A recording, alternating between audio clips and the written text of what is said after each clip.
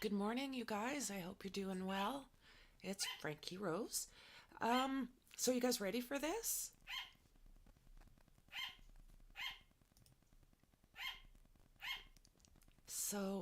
I am going to set up for the stream. We're going to be working with uh, Darkness Exposed this morning. She's set up and ready to go. Looks like she might just be getting ready to do her intro. I am. There we go. There we go. I am so All right. stoked. Me too. All right, Oh, we're going to get started. alrighty, let's do it.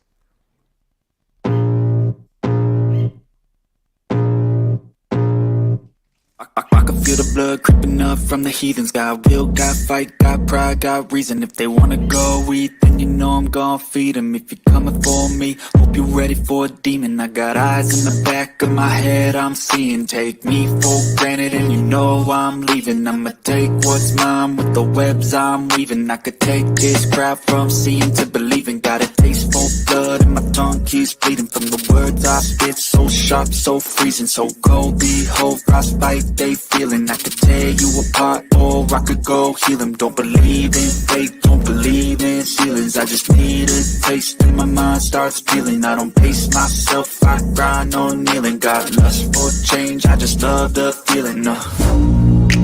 I ain't gonna give up. Got too little time, I'ma live up. Head down, push forward through the tough times. Cause anything worth doing is a tough climb.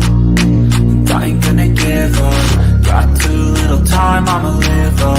Head down, push forward through the tough times. Cause anything worth doing is a tough Cause climb. I'ma live life for the fight, yeah, I'm here to get it. I got drive, got sight, always have a vision. I don't lie at night, I be in my feelings. I'ma be fine, need time, and I'll soon be winning. I live life for the fight, yeah, I'm here to get it. I got drive, got sight, always have a vision. I don't lie at night, I be in my feelings. I'ma be fine, need time, and I'll soon be winning. I can feel the blood creeping up from the heathens. Got will, got fight, got pride, got reason. If they wanna go eat, then you know I'm gon' feed them. If you're coming for me, hope you're ready for a demon. I can feel the blood creeping up from the heathens. Got will, got fight, got pride, got reason. If they wanna go eat, then you know I'm gon' feed them. If you're coming for me, hope you're ready for a demon. Good Okay. morning, everybody. Welcome to Darkness Exposed. I'm joined today by Frankyrose's Think Tank, and we are going to have a Think Tank live discussion on the Delphi case. We're going to go over some updates, and we're going to talk about the upcoming press conference and stream the upcoming press conference. Yes. Franky has been covering the Delphi case on her channel for a long time. Have you been doing it Yeah. since the beginning, or? Yeah, I followed this right from the start and Wow. really started to dig deeper and deeper this past year. And I have to say, I am probably one of the most shocked people out there at this point because I did not hear of this name. This is all new. I expected it to Yeah. be one of the players that we've been dealing with. Well, there was some early chatter Mm-hmm. that I have found back in I believe 2020 Mm-hmm. that had actually been talking about a Richard, and Yes. we'll get into all that. Um, if you're not subscribed, make sure to hit the subscribe button. You are Absolutely. the live chat is currently set for 5 minutes, just because we want to. I've been getting nailed by P bots. Mm-hmm. And so just to kind of keep them out, because we Mm-hmm. certainly don't want to be P No, bombed. exactly. Yeah, I was surprised actually at how much you get P bombed. Yeah, I was I too. was like, what? I was, because it really just started. They just really started coming into the live chat when I had them open. Good morning, Shay Shay. Good morning, Mm-hmm. Christine. Good to see you guys. So this is just the news teaser for the press conference. Yeah, so kind of we'll get into that. Kind of a recap, kind of get everybody who's not familiar. Yeah. That's why I wanted to come on early, is because we do, I didn't cover it from the beginning, and There's a lot. wasn't really following it until I really jumped on the coverage with you. Yeah. It's your fault. You sucked me in. Good. It's just so. This is one of the most bizarre cases out there. They had all of this information, and nobody could figure out who he was, and literally, right, he was hiding in plain and sight. this just goes to show that Morning, Molly. law enforcement has much more information than we will ever. Yeah, you bet. And we can either hinder or we can help. Yeah. And I'm here to help. Ditto. So yeah. Let's get into this. Now, as we've reported, the case against Richard Allen is sealed, and it's not clear that we'll get full access to court documents and those full details today, but we do at least expect to learn the charges or charge that he's facing. Richard Allen from Delphi was arrested last week in connection with the Delphi murders investigation. However, his role is not yet clear. The arrest came after police served a search warrant at his home, seized his car, and dug through a fire pit out back. What they found as a result of that search remains to be seen. What we know is that Allen is being held in a different county jail for his safety after an initial hearing on Friday. We're told that he's not cooperating with authorities. With the way that the community has advocated so strongly for Abby and Libby, I could say that, yeah, his safety would be potentially in jeopardy. So he's going to need it, regardless what facility he goes to. He's probably going to be in PC. Yeah, he's going to have to be. Too many people are familiar with these girls, and you know what it's like when they attack kids. Yeah. Yeah, he deserves everything he gets if he did this to those girls. Yeah. Now, for anybody new to my channel, I have a dark past. I was actually in prison myself. So as far as men's prisons, But out there, not for anything to do with children. This is totally a different learning experience. Yeah. Correct. But what I wanted to mention is I know that in men's prisons, there is prison justice. In female, now I can only speak for Georgia, but in female prison, women's prison, it wasn't justice for children. Is that right? Yeah. And I mean, I did see offenders in there. Mexi. Oh, good. Mexi's in your chat. Good. Jump up?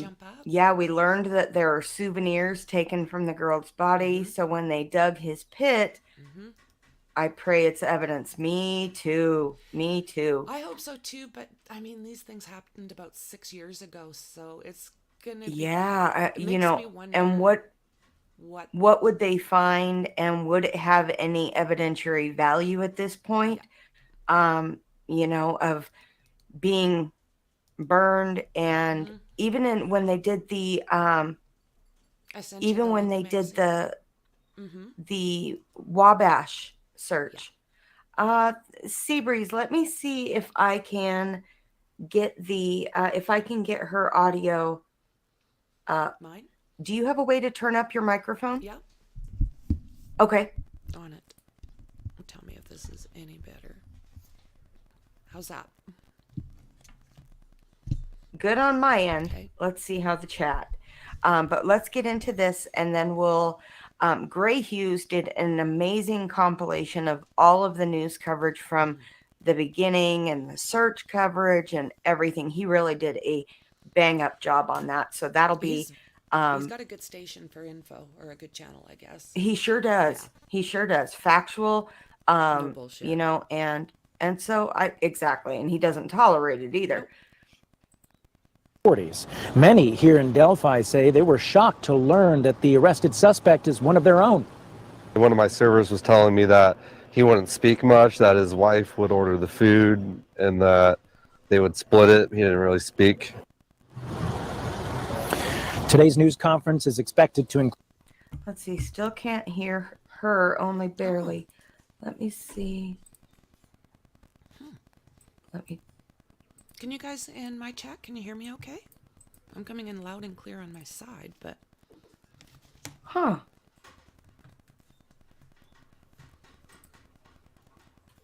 Nexie's grabbing her coffee. Let's Molly, can you see. hear everything okay there? Or James? Everything good out there?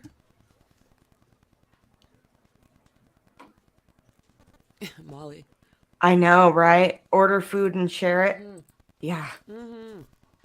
Include state police. We will work on the back end and try to get her audio increased on My chat, the Our audio end. was good, Nexie said. Okay. The Carroll County Sheriff and prosecutor, as well as U.S. Marshal Service, and the families of Abby Williams and Libby German. They've said that they do not want to comment before the news conference, but Libby's sister, Kelsey, has tweeted that she looks forward to responding and saying more later. Again, this news conference here at Delphi United Methodist Church is set for 10 o'clock. We'll be here to bring it to you live on the air. So 10 o'clock Central, and it is 9:15 Eastern my time right now. So we definitely have started early. It was February 13th, 2017. Now the day here before is Valentine's. let's go over the timeline. It was February 13th, 2017, the day before Valentine's Day, a day that would leave two families mourning, a community frightened, and investigators puzzled for years to come. It was on that cold Monday that 13-year-old Abigail Williams and 14-year-old Liberty German went to the Monon High Bridge in Delphi. The young teen girls had the day off from school. They were dropped off, then disappeared. A search would discover their tragic end the next day. Their bodies discovered in a wooded area not far from that bridge along the banks of Deer Creek. What we would all soon learn is that Libby, in those terrifying moments, captured evidence that would help police in the search for the killer. On February 15th, 2017, police released cell phone images from Libby's phone showing a suspect in the case coming across the bridge toward the girls. A week later, police released audio from Libby's phone.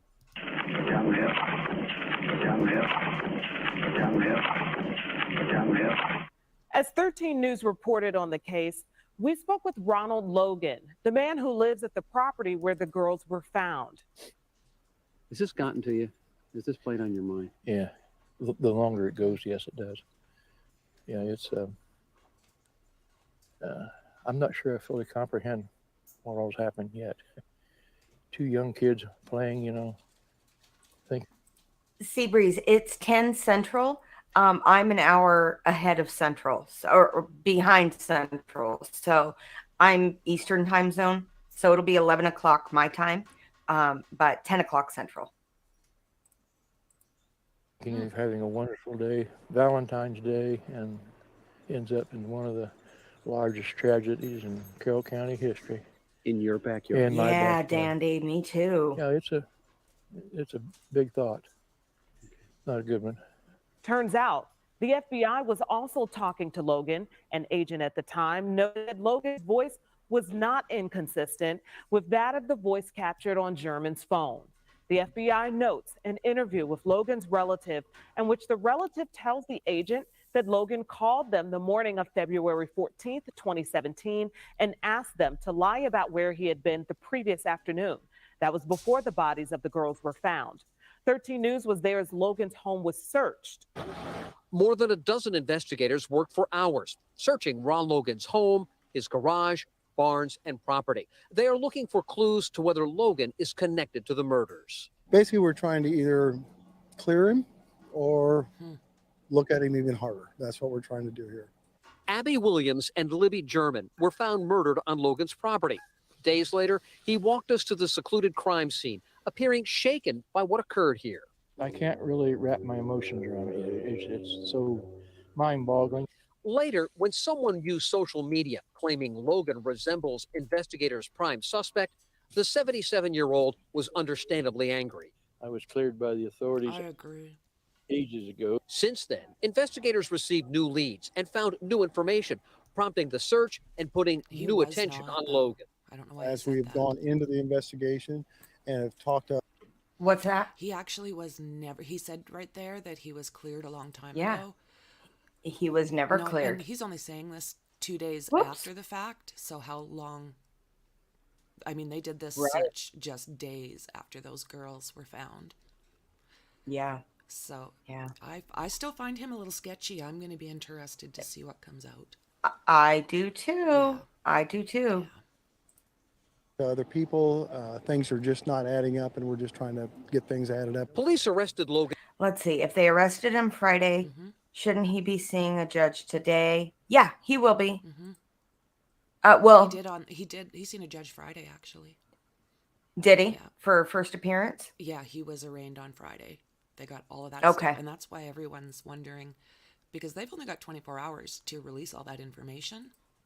And it's, Yeah, that's true. And we're way past And they that. sealed it really quick. They sure did. But these guys, They sealed everything really locked they tight. really did. And this is what Delphi does. This is what they've done with this case right from the beginning. Which kind of indicates to me that it was, just from what I have seen on my end, Mm-hmm. and even when we go over Gray's video, Mm-hmm.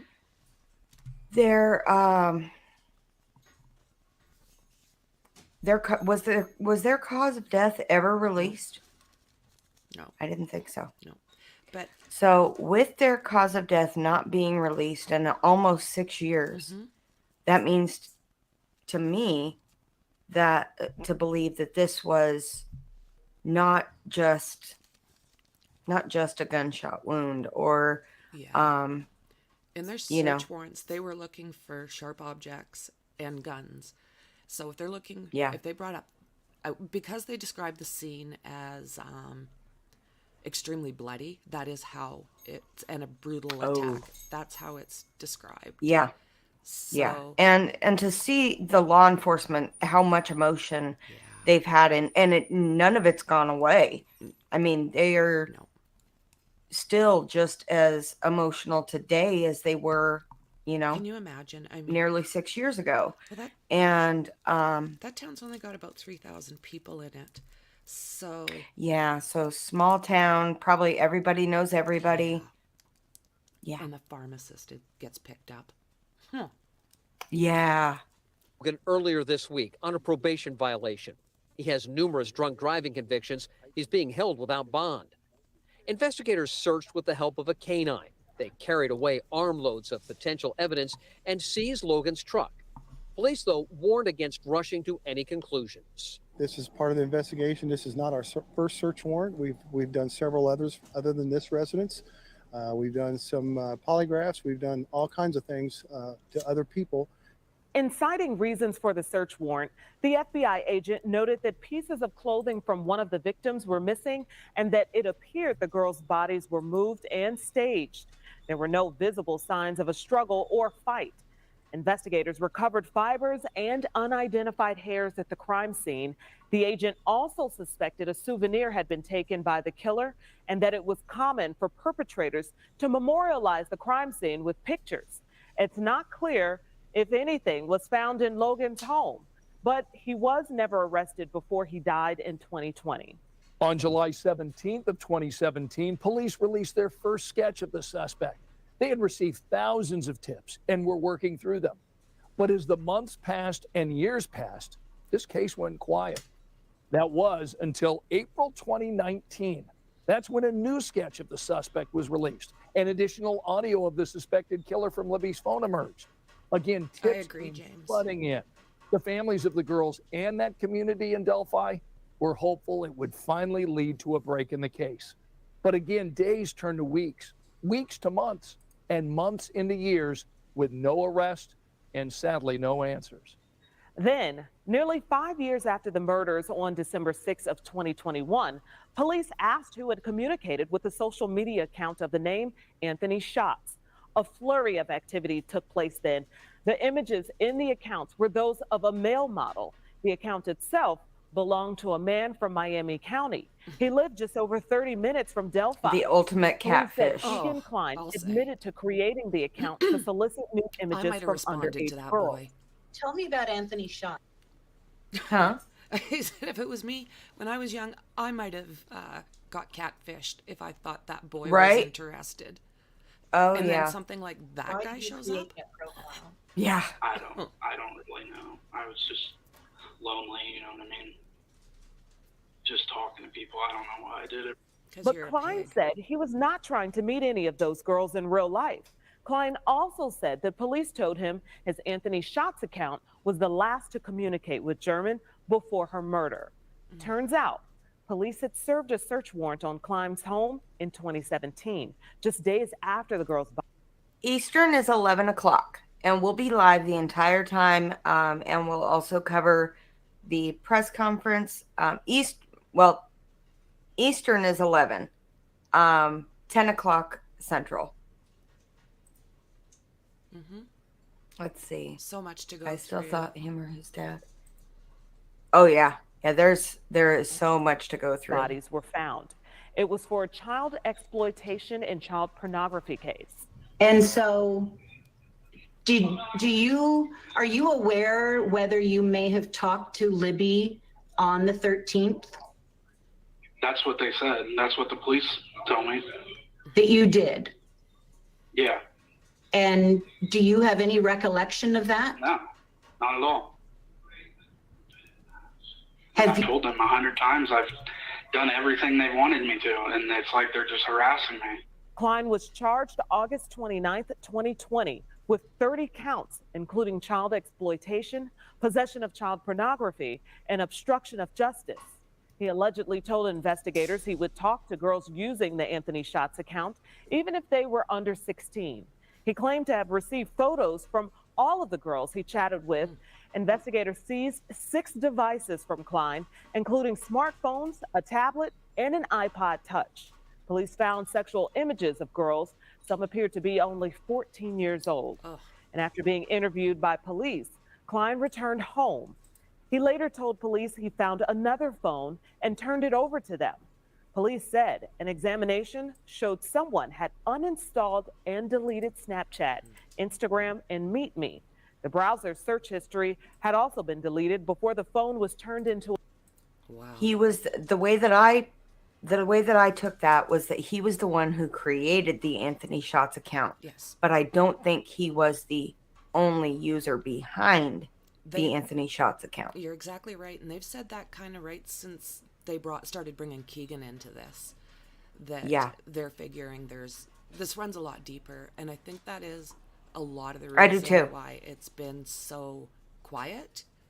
I think lots is behind all of this. I think these girls with their death may have exposed something really big out there.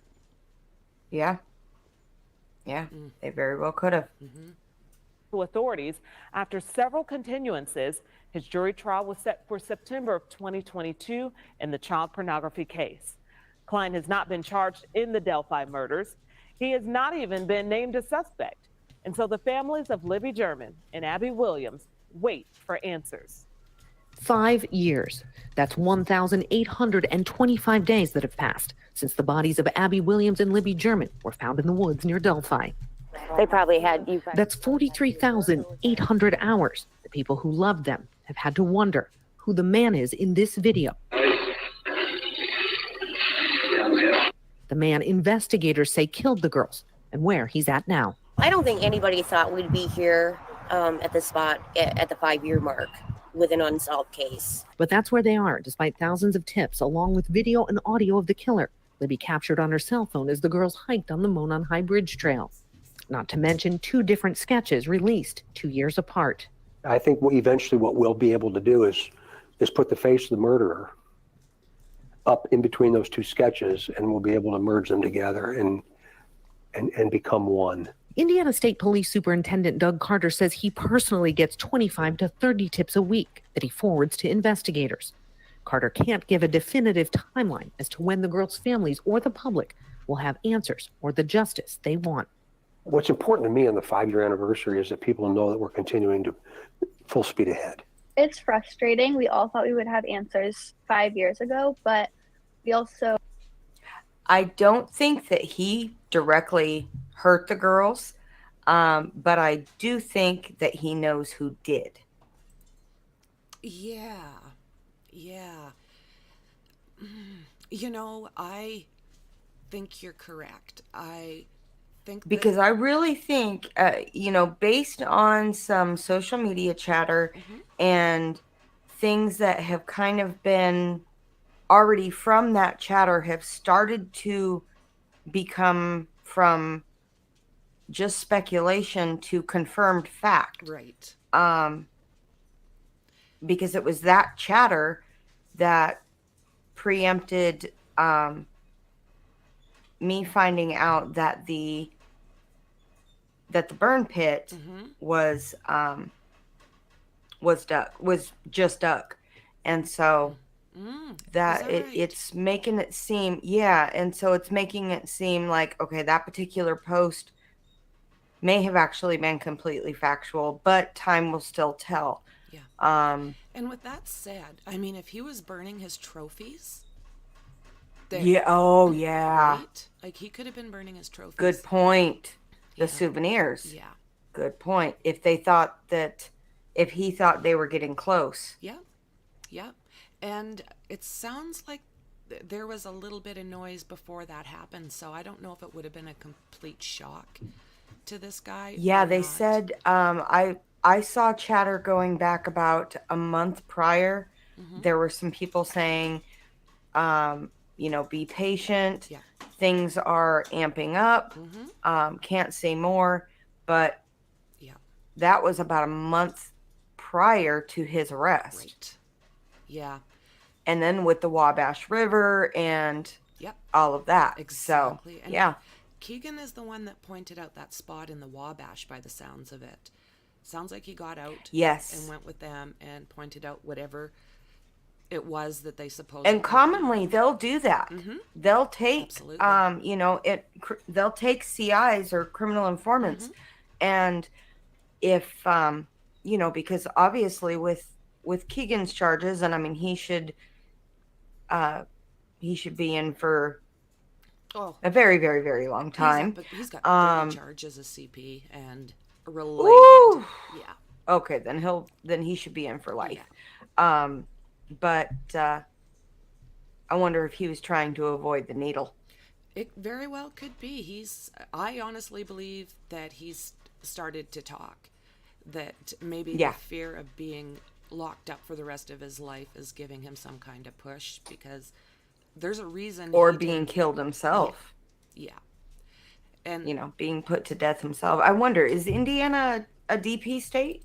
I've heard that it is. I don't know. I'm in Canada, but I have heard that it is. Lots of people were talking. Yes, about it is. Yesterday. It is. So, yeah. It is. I totally forgot. This is just. Yeah. Oh. And the girl that's on there right now is probably that's Kelsey. My hero. That's Kelsey German, Libby's older sister. She is amazing. Oh. She has been the best advocate possible. And when this happened, she was only 17. Yeah. She had to grow up fast. Good point, Scott. A killer who commits these types of murders and don't get caught for years, they commit more. That's the thing. That's actually what... Because they get ballsy. Yep, exactly. That's what we're going to spend our day doing today, is digging into where he has been. Because... Right. Yeah. And a person, if you guys decide to go out sleuthing on your own, and I totally... Oh, my sugar gliders are fighting. Uh-oh. Yeah. I didn't know you had sugar gliders. I got 17 of them. And oh my goodness. Oh yes, I have a little zoo. They're fighting probably over a kibble of some sort, a special kind of kibble. I don't know. Oh. Yeah. But yeah, she was only 17, and what she did for this case and how she kept it out there. And her grandmother as well. Every day, today is the day she put out there. And it's like, yesterday, when it is today. Oh, is I the got day. goosebumps with today is the Oh. day because it is literally today is the day. It's here.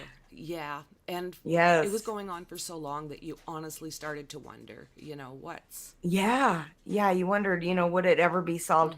Hey, Mississippi Granny, good to see you. Good morning, Mississippi. So know that law enforcement is doing absolutely everything they can. Oh, by the way, if you are following on my community post, I had posted 2 Amber Alerts.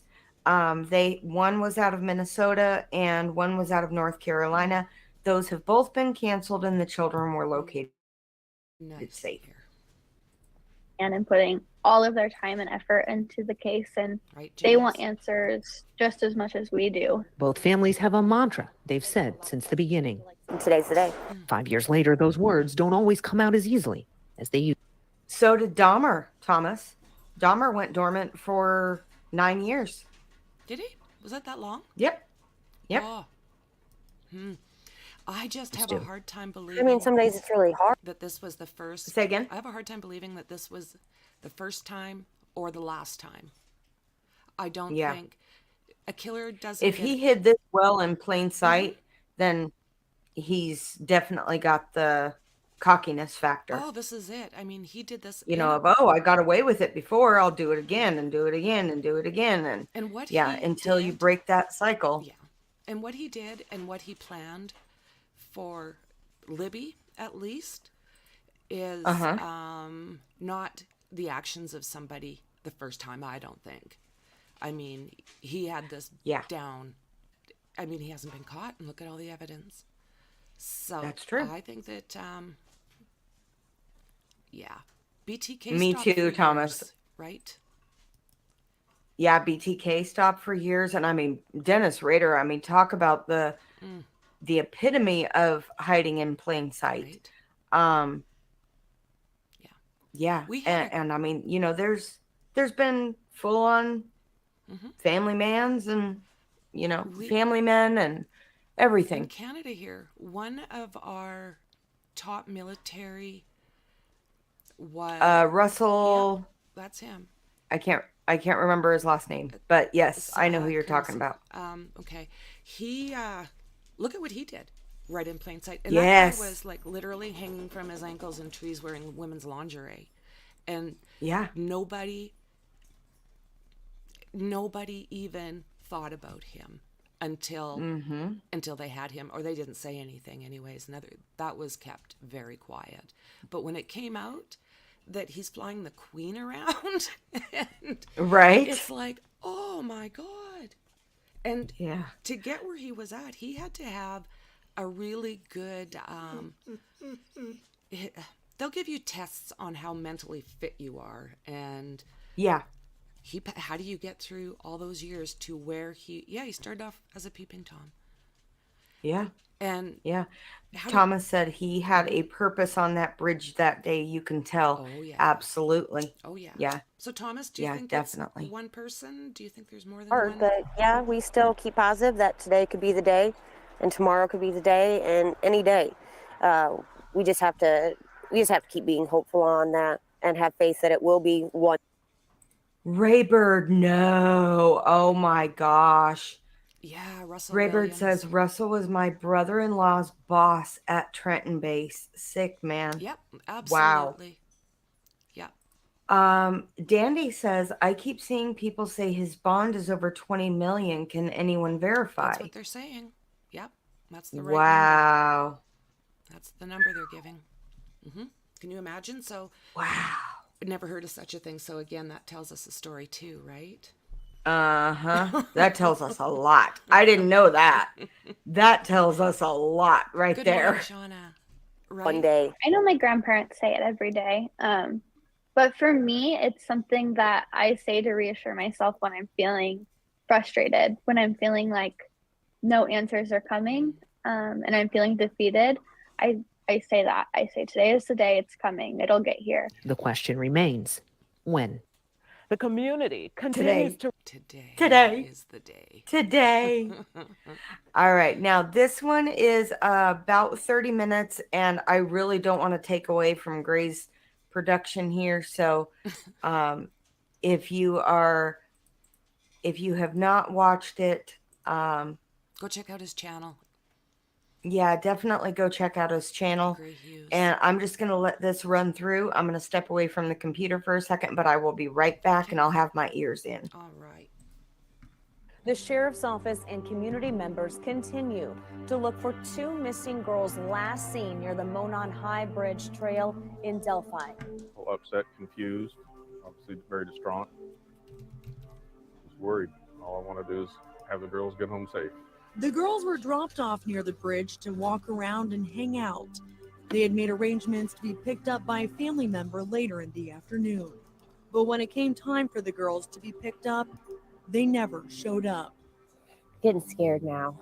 Abigail's mom, Anna Williams, has spent hours worrying, just hoping to hear her little girl is okay. It's getting cold.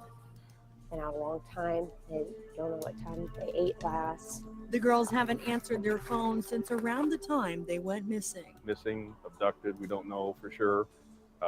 Cell phone has been pinging around town here. There's a cell phone tower, but the ping was last noted about 5 or 6 hours ago.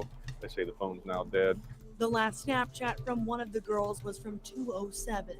Text, I saw a text where they got delivered, but they never got read. Very scary situation right now, and I just want them home. Now many are on an extensive search to find them. Ravines, ditches, trash cans for phones, any sign of it, girls, and anything we can find. I heard he was helping with that search. Deputies, firefighters, Here's and Gray local Hughes, guys. police are checking every I put it crevice in the chat and and nook. in my description. Looking for answers, looking for the girls. But so are others from the community. And many of them say they won't stop looking, even if it takes Daybreak, fall over with exhaustion. Honestly, I hope they're just hidden up somewhere, scared to be in trouble. Alexis Moberger, News 18.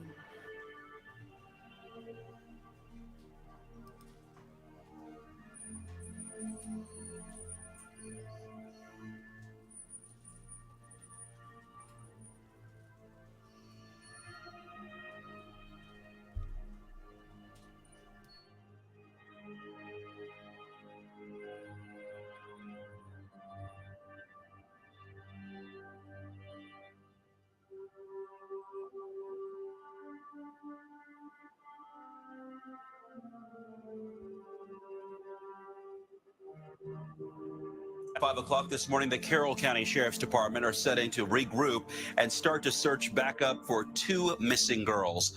13-year-old Abigail Williams and Liberty German were reported missing yesterday. The family dropped them off to go hiking near High Bridge. When the girls didn't show up for their arranged pickup time, family and friends started a search. They were last seen yesterday afternoon. Police, sheriffs, firefighters, and the Department of Natural Resources are all involved in the search for those teenagers right now. But now at 4 o'clock on the Now Indy, the big question: are the 2 bodies, are these the 2 missing teenage girls? This is what I can tell you right now. Police telling me right now that the bodies, at this point, they cannot identify the bodies of being that of Libby German and Abby Williams, the 2 girls missing since 1 o'clock yesterday. They were walking together along the old Monon Bridge just east of town. They did not meet a relative at their pickup location, so those relatives called police around 5:30. So a search has been going on throughout the day since yesterday. As I show you now these images from Skycam 6 in HD, the investigation, I am told, involves city and state police as well as the FBI. Basically what we've got, we have found 2 bodies. Is that the Sugar Creek? Deer Creek. Deer Creek, sorry. In Deer Creek, about a mile east of town. We are investigating this as a crime scene. We suspect foul play. We have not made positive identification of the 2 bodies, so we're not going to be releasing any information on them at this point in time. It's so sad. I feel terrible for them. I feel terrible for the whole family. It's an awful thing. I feel bad because I feel like, you know, of all places, Delphi is one of the safest places. And now to think something could have happened here in our own town, it's scary. You know, we have a wonderful trail system here. That's one of the beautiful things about living here. And this is as horrible a thing as could happen to an asset like that for a town and to the children of our town. just go out on the trail and never come back? I think from now on, kids on trails are going to have their moms and dads with them. So we have identified the bodies of the two females that were found out yesterday. The bodies have been positively identified as Abigail J. Williams, 13, of the Delphi area, and Liberty Rose Lynn German, 14, of the Delphi area. The two girls were reported missing on Monday, February 13th. The bodies were discovered about 12:15 on the 14th in the woods just east of town here by volunteers that helped in the search of the children after they were reported missing to the Carroll County Sheriff's Department. Obviously, the reason we are here today is to give out information in the double homicide of Liberty German and Abigail Williams. On February 13th, Abigail Williams, 13, and Liberty German, 14, went on a hike at the Delphi Historic Trails. On February 13th, they were reported missing later in the afternoon when they failed to return to a pickup location as a family. I put a link in Discord if you want to join me, Maxie. It's up to you. Searches on February 14th, one of those search parties unfortunately found the bodies of the two teens. Evidence in this case has led investigators to believe this is a double homicide, and that's what we're investigating at this time. Why Libby? Why Abby? Why Delphi? Why Carroll County? Why the region? Why the state? Why even in the nation? I say that because this is a classic example and a clear example that evil lives amongst us. Resources. It's unlikely that any of you will ever see, nor will we ever see or experience again, the level of resources that are attached to this investigation. To the people dressed funny like me and those that represent the law enforcement profession, please understand we're human beings just like you. I stand anywhere in the nation with people standing behind me. And I would suggest to you that every time something like this happens, a little piece of us dies as well. But I also want you to understand how committed we are as a collective one, and we will continue. This has been briefed all the way up to the director of the FBI, Director Comey, and Greg Mass is going to talk a little bit about that. I've had an opportunity to speak to my boss, Governor Eric Holcomb, a couple different times about the situation. And every time I do, I see this look that comes over his face, just like yours in this community's. And that's the unfortunate experience of experiencing evil. The poster in front of you. Someone knows who this individual is. Someone knows who this individual is. Is it a family member? Is it a neighbor? Is it an acquaintance? Is it an associate? Or maybe that one guy that lives over at that one place that just kind of not right.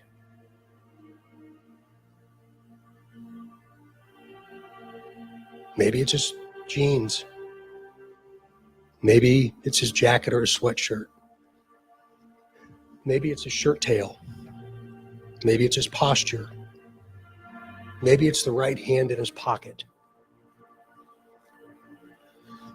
As poor as this picture is, somebody knows. And if you're watching,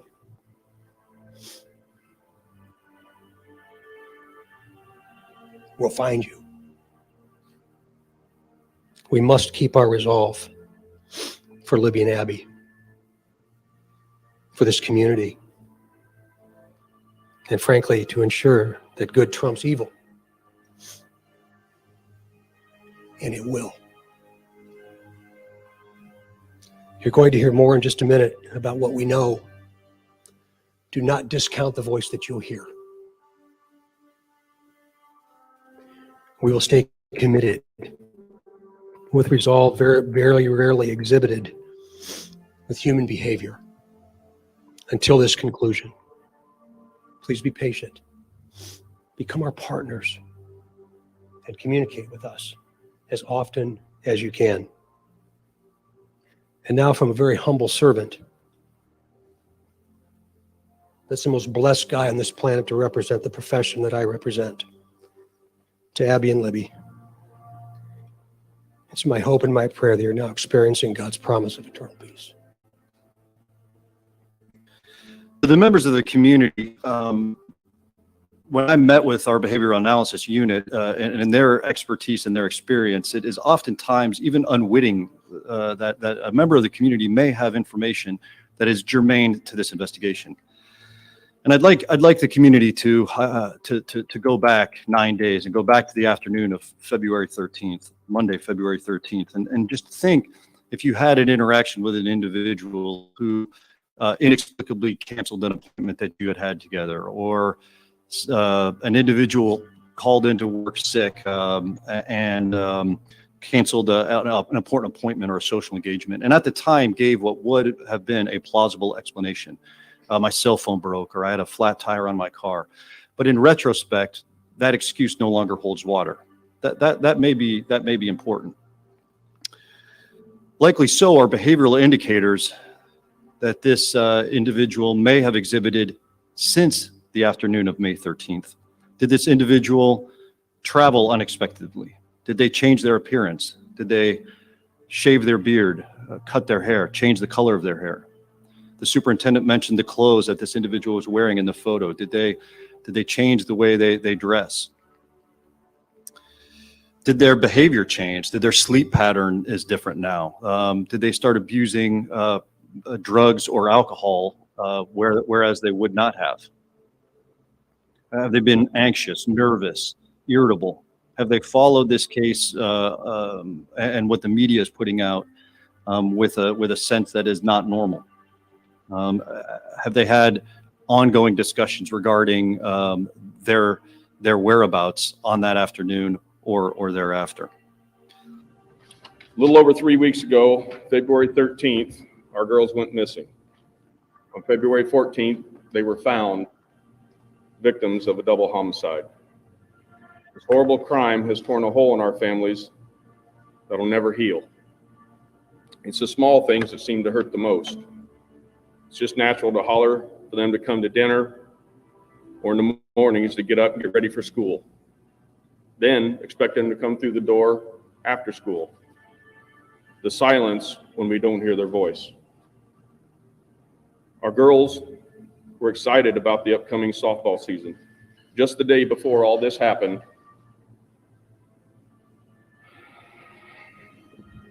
they had their equipment out playing catch, working on their batting in the backyard, going to the ball field with Anna to hone their skills for the upcoming season.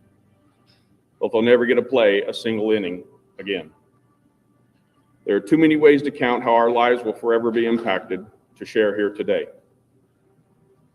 I imagine most people listening that have raised or are raising children know how kids can be. A phrase that was jokingly attached to Libby and our family, from asking her to pick up her shoes, her school backpack, her coat, her first reply would almost always be, "I will, in a minute." We joked with her about this all the time. I believe if she were able to speak, she would ask people, please give her the 1 minute she always asked for, to really study the picture and listen to the audio clip. Someone out there knows this person or persons. He's someone's neighbor, coworker, family member, friend, husband, or acquaintance. Look for someone who's recently changed their appearance, cut their hair, shaved, or started wearing different clothes. Have they changed in some strange manner that just seems a little odd? If you think it could be, but then say, no, he's not like that, go with your initial instinct. Let law enforcement run that information and make that determination. However small it may seem, it is extremely vital to capture every tip we can get. Please, we need your help. Both the girls were heroes. They stuck together. I don't know exactly what happened out there that day, But I imagine there was probably an opportunity for one or both or to separate and try to make a break different ways. But those girls loved each other. They were good friends. Neither one of them left each other's side. Both those girls are heroes in my book. Very uncomfortable feeling. We're a year today. I said before, and I'm confident I'll say again, I hope that one day when we all meet Abby and Libby that they tell us you did well. That's my hope. We cannot allow evil to prevail. Our world is completely out of balance, and we cannot allow that to prevail. It's personal to me because those two young girls were everybody's daughter in this beautiful place that represents the very best of humanity. And look what happened. That's why it's very personal to me. And I just hope that one day I can look into the eyes of a murderer and ask him why. And I believe that we will. So I hope you hear me loud and clear. If you're watching this and you're responsible, today may be your day. It might be tomorrow, but I can guarantee you your day's coming. I don't ever remember having the voice of a person that we think is responsible or having a sketch of the individual that we believe is responsible. So if all of you closed your eyes for just a moment and you thought of a family member, but you didn't think of them from the neck up, you would know how they stand and the clothes they wore and their posture.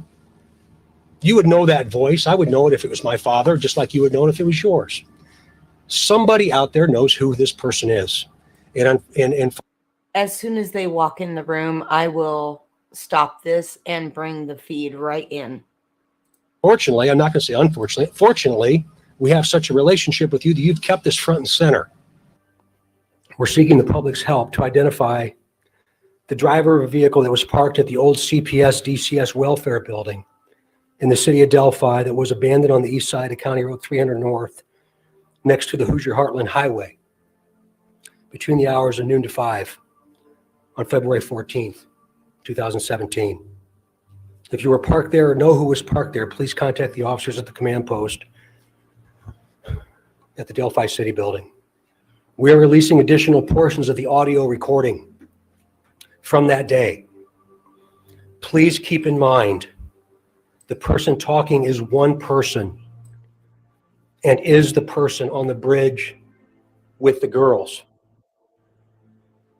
This is not two different people speaking. Please listen to it very, very carefully. We are also releasing video recovered from Libby's phone. This video has never before been previously released. The video shows a suspect walking on the bridge. When you see the video, watch the person's mannerisms as they walk. Watch the mannerisms as he walks. Do you recognize the mannerisms as being someone that you might know? Remember, he is walking on a former railroad bridge. Because of the deteriorated condition of the bridge, the suspect is not walking naturally due to the spacing between the ties. During the course of this investigation, we have concluded the first sketch released will become secondary as of today.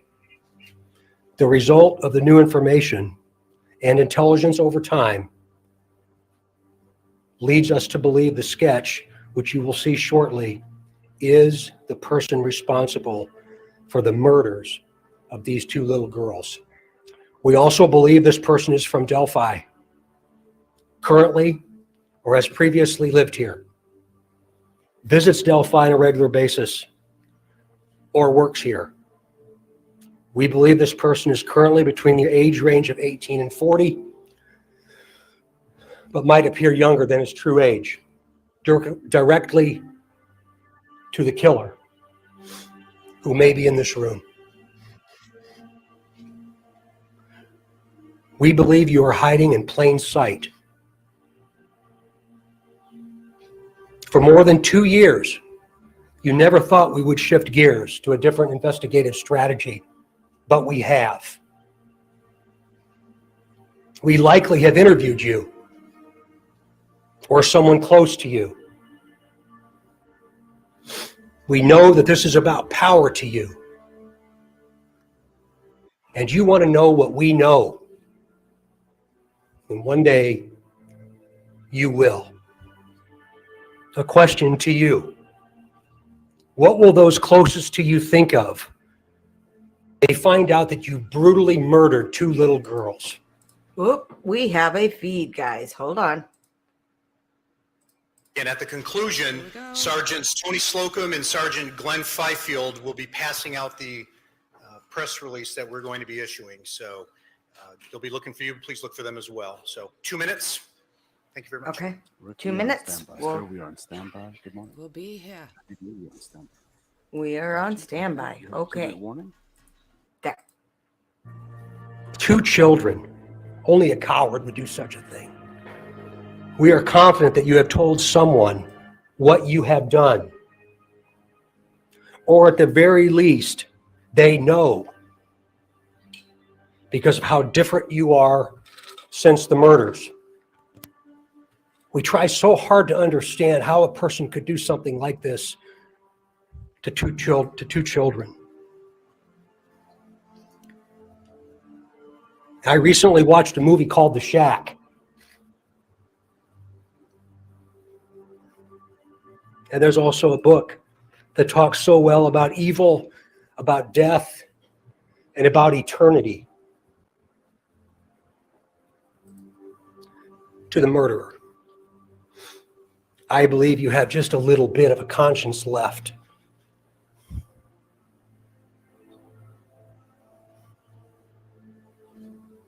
I can assure you that how you left them in that woods is not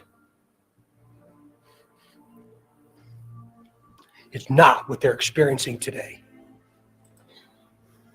I just want the family to know that when I take my last breath on this earth, I'll be thinking of them.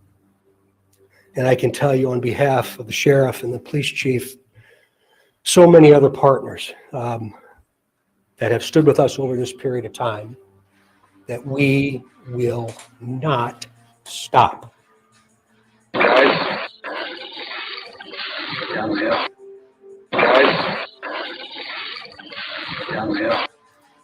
They're in. Okay, guys, here we go. I heard that from quite a few people yesterday about the hospital. I'm going to mute you on my end. Good morning. My name is Sergeant Jeremy Piers, Public Information Officer for the Indiana State Police Lafayette Post. I'd like to thank you all for being here and thank the Delphi United Methodist Church for allowing us to use their facility. This morning, we're going to provide an update on the investigation into the murders of Abigail Williams and Liberty German.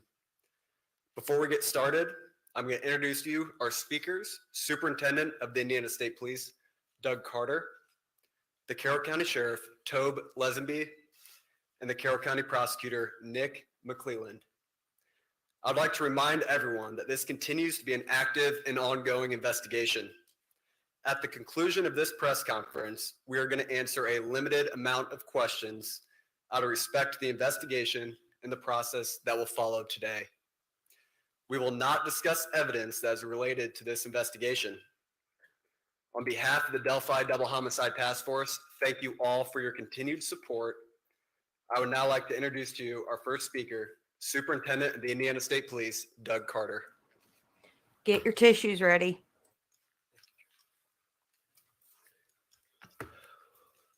Oh my God, guys. Give me just a second here. Oh yeah, I'm gonna break if he breaks. And he's gonna break.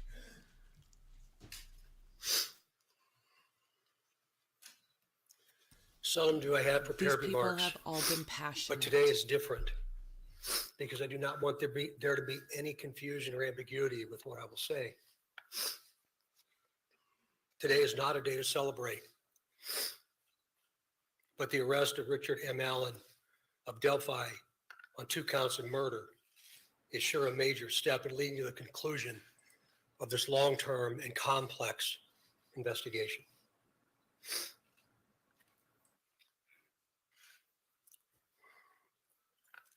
First, I'd like to speak directly to Anna, Mike, Becky, Kelsey, your extended families, along with the entire Delphi community that certainly has grown and now includes our nation and even many countries around the world. I am proud to report to you that today, actually last Friday, was the day. And an arrest has been made. Thanks to literally hundreds of media outlets that have been steadfast in reporting and keeping the memories of Abby and Libby front and center. Many of you in the room have developed relationships with me personally, and you know I always have a personal perspective, and today's no different. But from a very personal perspective, you all have provided inspiration and support, even while oftentimes frustrated with us and me. You continue to encourage the efforts, and you too believe that one day we would all be here participating and sharing this news. To the entire law enforcement community, which includes all local, state, and federal agencies, which are far too many to specifically mention today, thank you, thank you, thank you. We are going to continue a very methodical and committed approach to ensure that if any other person had any involvement in these murders in any way, that person or persons will be held accountable. Since the murders of Abby and Libby 2,086 days ago, the daily investigative team has worked tirelessly and is certainly worthy of mention today. Specifically, Sheriff Linsonby, the Sheriff of Carroll County, Detectives Tony Liggett, Detective retired Kevin Hammond, former Delphi Chief and now the prosecutor's investigator Steve Mullins, State Police First Sergeant Jerry Holman, Detectives Jay Harper, Dave Vito, and Brian Harshman, along with members of the United States Marshal Service, specifically Agent Jeremy Clinton and Agent Bill Colfers. With them today is Dan McClain, the U.S. Marshal, appointed U.S. Marshal. Our state police analyst, our scientist from many different disciplines within our laboratory division, Mrs. Kathy Shank, for your incredible dedication to detail, and to so many others that I know I've missed.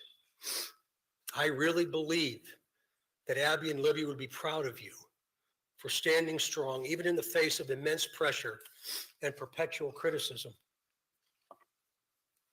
Some of these individuals have postponed retirement, passed on promotional opportunity, have dedicated personal time away from their families, given up nights, weekends, and holidays, all while in the pursuit of accountability for Abby and Libby. I know that today's announcement will not diminish your resolve, and I hope you have found just a bit of peace in this most complicated world. This is really important.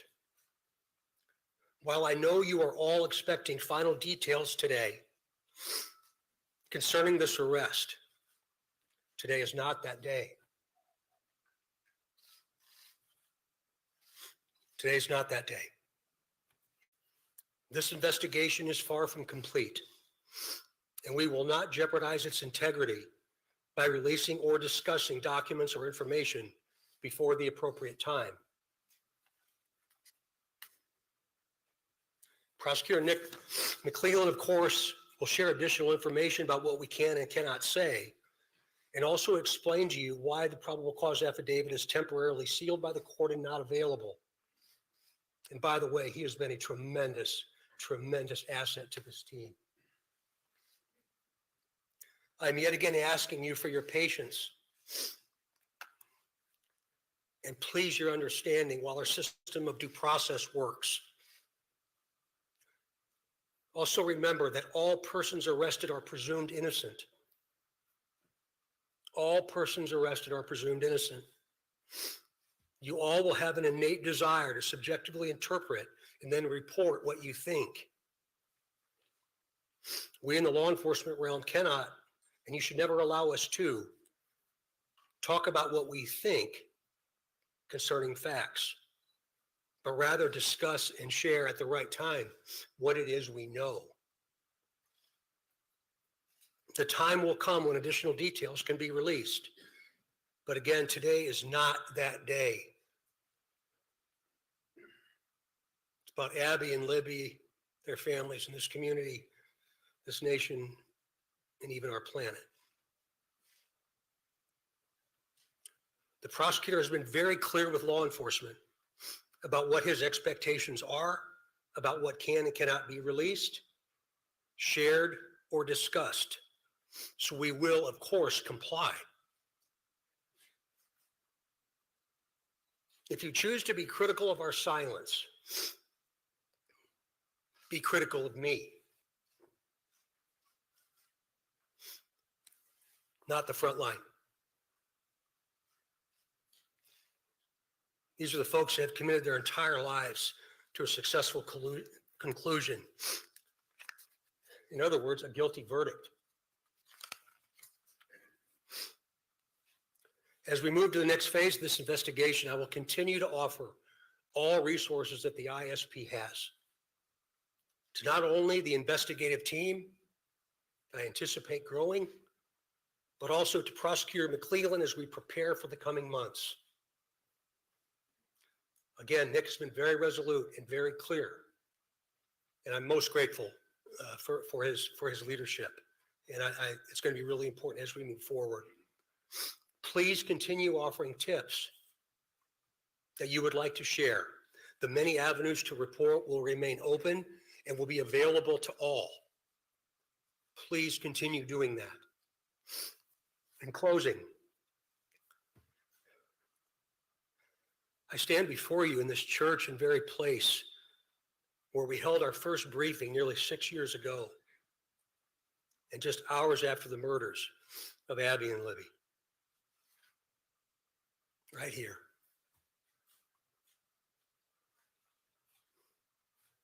Pulling in today, I wasn't really sure what emotion I would experience. But peace came over me. And I didn't expect that to happen. And I hope all of you, with all the different responsibilities you have today, that as well. But remember, we're not done. I think what we all have experienced proves that together there's nothing we cannot do. But more importantly, giving of ourselves, all of us,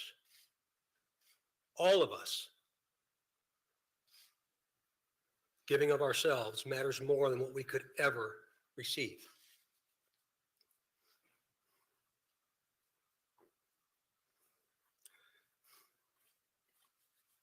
Abby and Libby, though in death, have had a profound effect on so many of us, on how we live, and as importantly, who we all should be. I would now like to introduce to you my friend and the Carroll County Sheriff, Tom Ledgeby, for his remarks. Sheriff.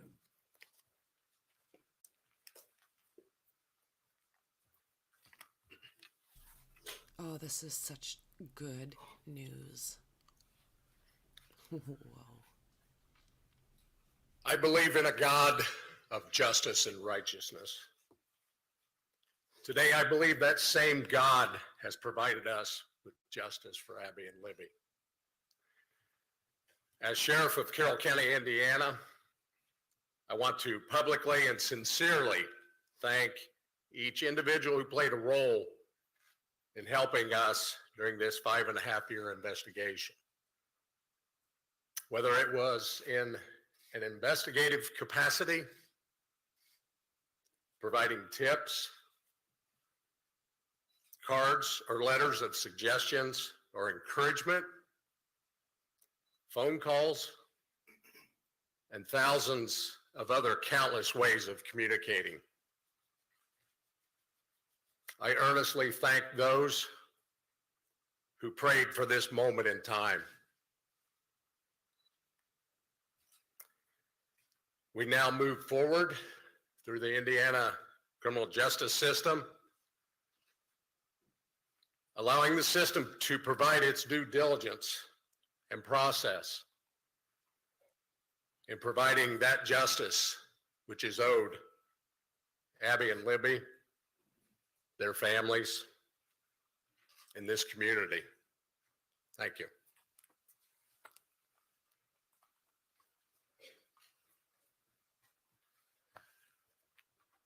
Welcome, everybody. My name is Nicholas McClellan. I'm the Carroll County prosecutor. And before we get started, I want to reiterate some of the things that Sheriff Lesenby and Superintendent Carter stated. I first want to thank both of them. They've been a great support to my office throughout this investigation. They've always been there for a phone call and always been willing to help a hand or a line of assistance to me and my office during this investigation. I want to thank the team behind me. This is the Homicide Task Force team that we've put together. Thank them and thank their families for being so understanding for the many nights they've worked away from their families, away from their children. There are many dates in a lifetime that you're going to remember. The date your children are born, the date you're married, the date you buy a first house, the date Abby and Libby went missing.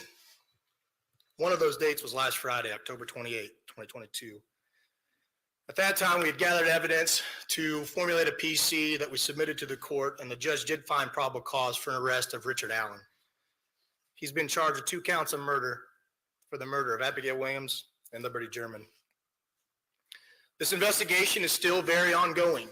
We're keeping the tip line open, the tip email open. We encourage everybody to continue to call in tips, not only about Richard Allen, but about any other person that you may have. For that reason and for the nature of this case, the probable cause and the charging information has been sealed by the court. I've been very clear to everybody that per the court order, we cannot talk about the evidence that's in the probable cause or the evidence that's in the charging information. That will become evident to you at some point and it'll be released, but right now is not that day. Today's about Abby and Libby, focusing on them. Mr. Allen has had his initial hearing. He's entered a preliminary plea of not guilty. The matter's been set for a pretrial on January 13th at 9 a.m., 2023, and a trial date of March 20th, 2023 at 9 a.m. He is presumed innocent. We will have an opportunity and day in court when we can present the evidence that we have against him. But until that day, he is presumed innocent. I want to open up to a few limited questions from the audience. But again, keep in mind, we are not going to talk about the evidence that we have in this case or about the charging information. We cannot. Those things have been sealed by the court. And so I want to open up a few questions.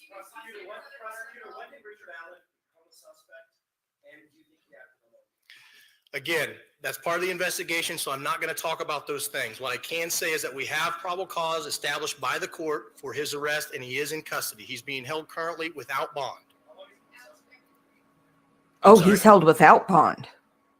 Again, that gets into the evidence we have of the investigation. And I know from everybody, it's frustrating. I know everybody, not only reporters, but the family, everybody wants to know more information. I understand it's frustrating, but my goal is to maintain the integrity of this case.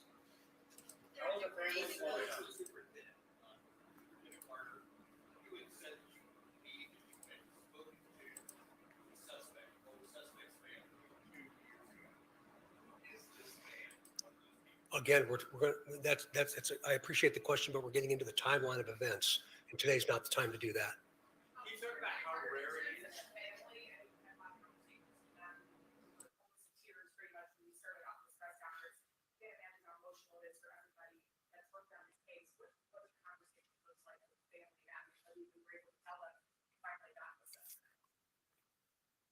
it was a very personal moment for me, and I think it was a very personal moment for them, for all of us that have had interaction with the family.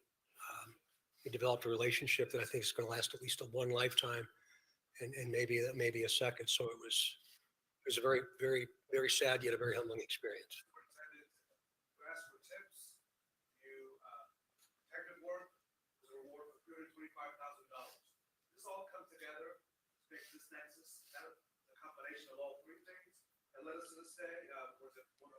Well, eventually you'll be able to see what led us to this day, but again, today's not that day. To include the reward, you mentioned that, Raphael, about the reward itself, and again, very premature for us to talk about that. There's still a tremendous amount of work to do.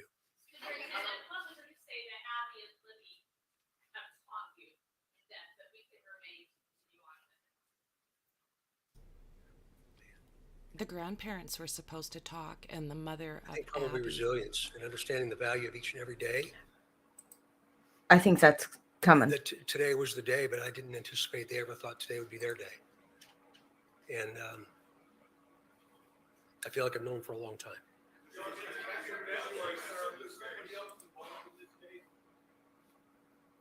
Excuse me?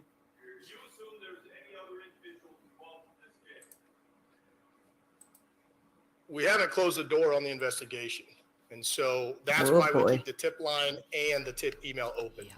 And so we're not presuming anything at this point, but we're going to continue to take tips, continue to take any information anybody has. And as we've done with all the information we've gathered, we're going to look at that and examine that and see where it leads us.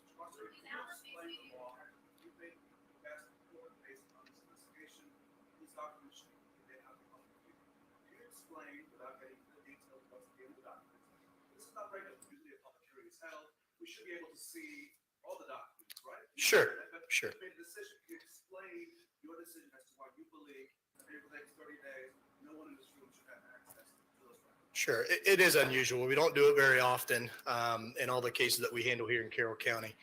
We did it in this case because the investigation is still open. And while all cases are important, the nature of this case has some extra scrutiny with it. And so my office, felt it was important to seal those records. There will be a public hearing on whether or not those records are going to remain sealed or not. There'll be public notice for that hearing so that everyone can attend, but there will be a hearing to determine whether or not they're going to stay sealed. But for now, to me, it's about protecting the integrity of this case. I want to have an opportunity at some point to have an opportunity in court to explain the evidence and for that not to be tarnished or tainted or anything like that. Again, he's presumed innocent. And so it was important for me in this case to do that. Hold on just a minute. We're not going to comment on that right now as part of the investigation. Again, we just encourage everybody to continue to call in tips if they have them about anybody, and we'll examine those tips.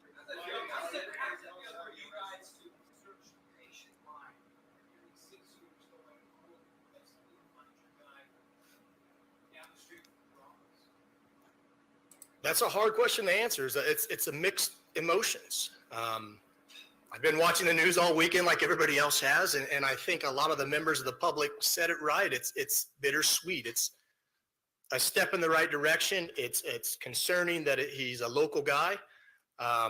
So I think just different emotions. Again, this is a step in the right direction. This is the first step into getting into court and having a trial. And so.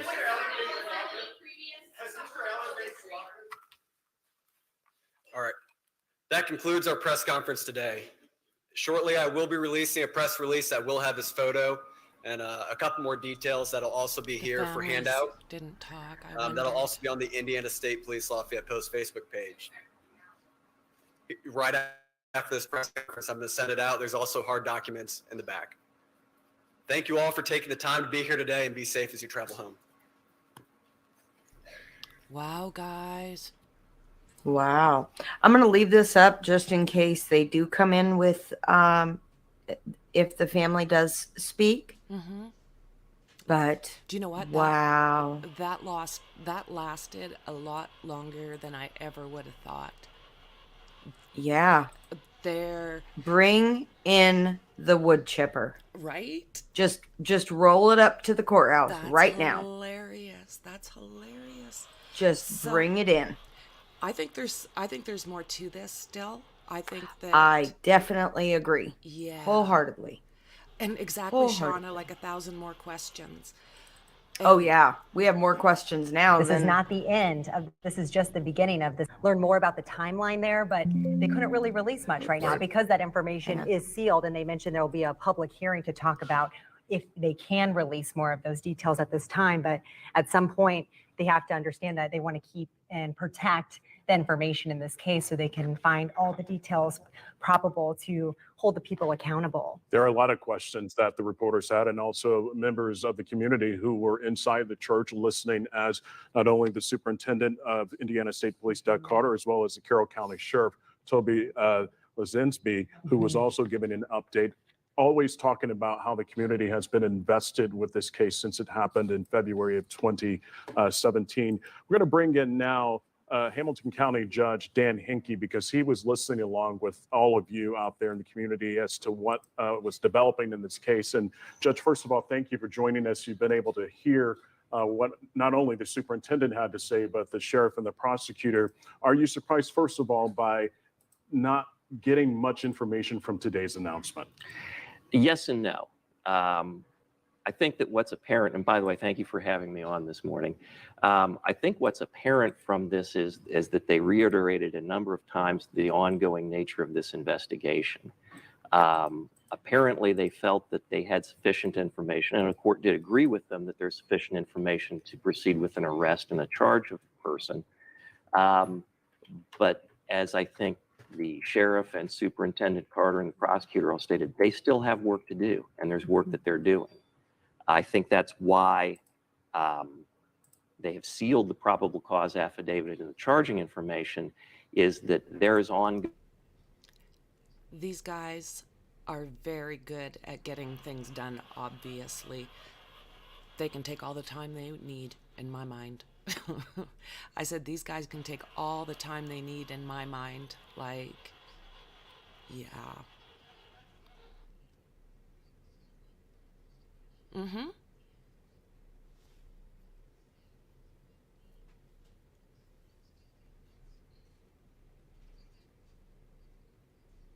Okay.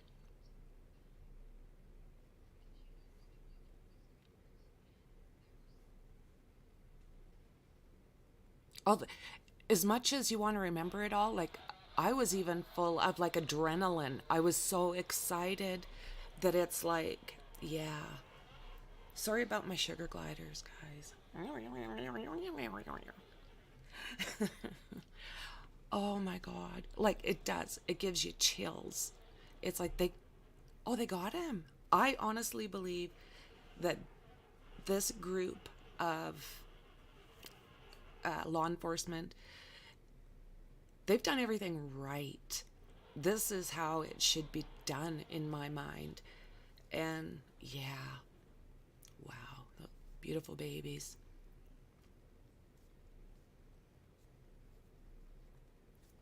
And yeah, and they're excited. Like, look at Doug Carter. We'll see him again here with the tears. Like, he was choked right up.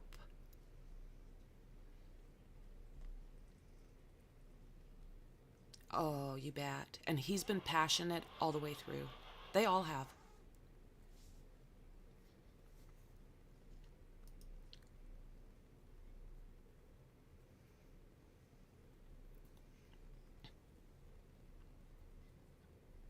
Mark, get set, go.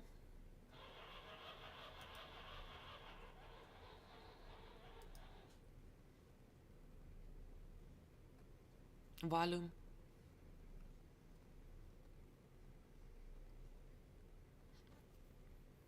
Nice. I can't hear it. Can you, Joe? No? All good.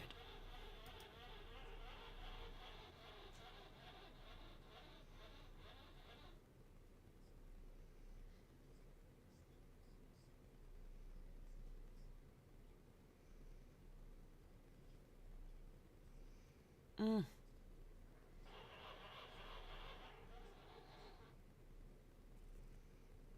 This guy's my new hero.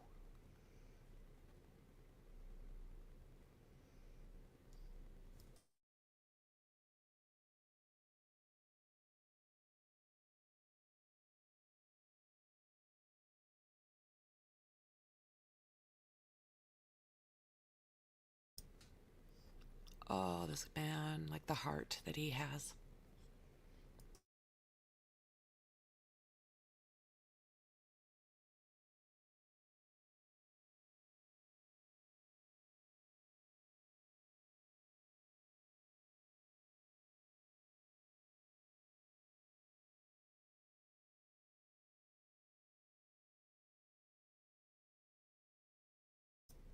Damn.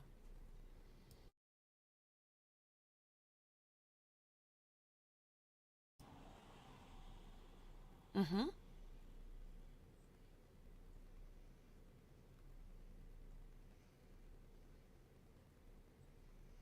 Mm-hmm.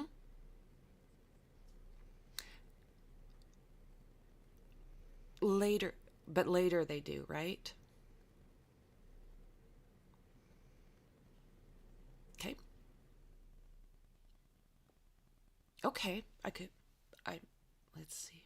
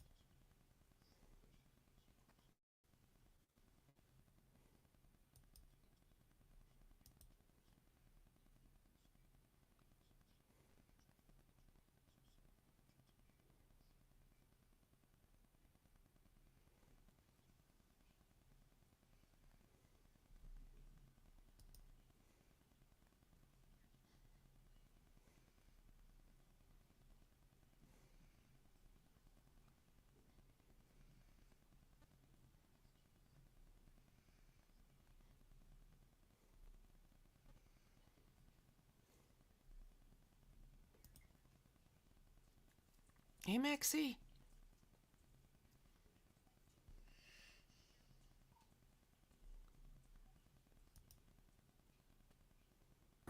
Hello, hello. Can you hear me?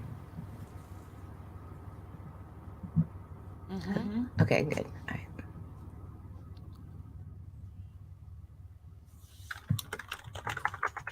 Well, and not everybody's seen it go through the first time. Yeah. And this is like, oh, the good news.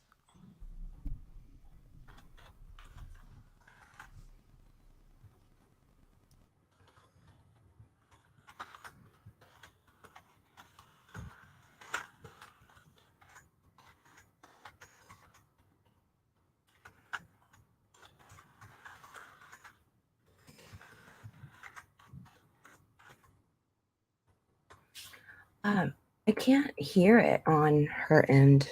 Like, I can hear you perfectly, but I can't hear that press conference or exposed.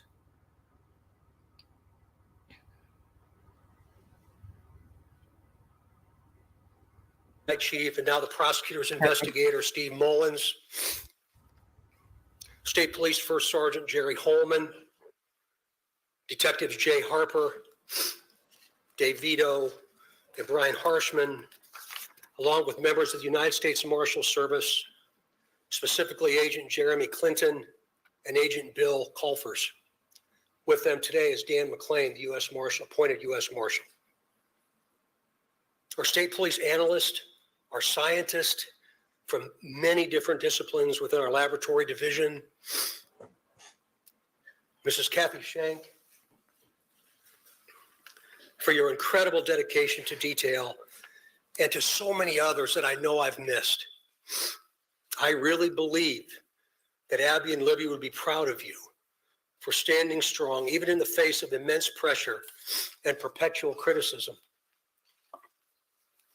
Some of these individuals have postponed retirement, passed on promotional opportunity, have dedicated personal time away from their families, given up nights, weekends, and holidays, all while in the pursuit of accountability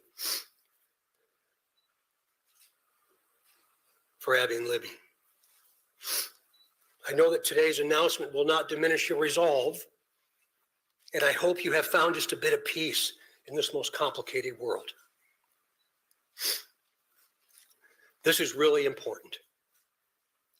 While I know you are all expecting final details today concerning this arrest, today is not that day. Today is not that day.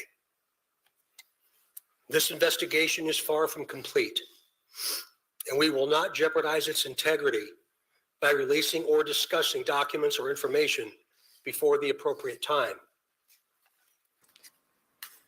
Which is surprising because, I mean, even though I know with cases involving children, they are tight-lipped, and sometimes they will seal the records, but not this fast. Right. And not this much. Well, and that's the thing about this investigation. Yeah. Yeah. They have, I'm echoing in my brain. They have been tight-lipped all the way through. You know, they've given... Yes, they have. Oh, yeah. They have. I've noticed that. This is, even as much as Doug Carter says here, this is probably the most I've ever heard him. I mean, last February, he was very stern on the 5-year anniversary. Yes. Like, he was pissed off. But, yeah, Thomas, that's what I'm thinking too. And that's what I think. And then if what we're suspecting with the burn pit and the river, and the fact that, you know, because you got to think metal is going to sink. And you can't burn. I mean, unless you have an absolute incinerator, you can't burn metal. Right. You know, so if they were looking for something, you know, even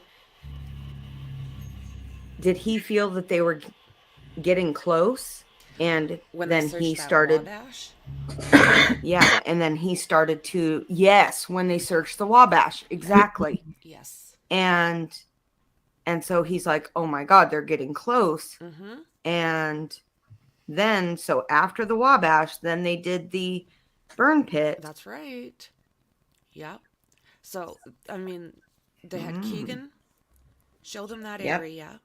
They did roughly a 5-week. He was probably shaking in his boots. Right. Yeah. Yeah. He's, I don't know. I just think that there's a reason they're keeping everything kind of tight-lipped. I think this is going to be a deep investigation. I think, like I said, those girls opened up a can of whoop-ass on these assholes. Yeah. Yeah, I do too. Yeah. Pardon my potty mouth, and I'm refraining. I'm actually like... Oh, yeah. I've been holding back myself. Oh, yeah.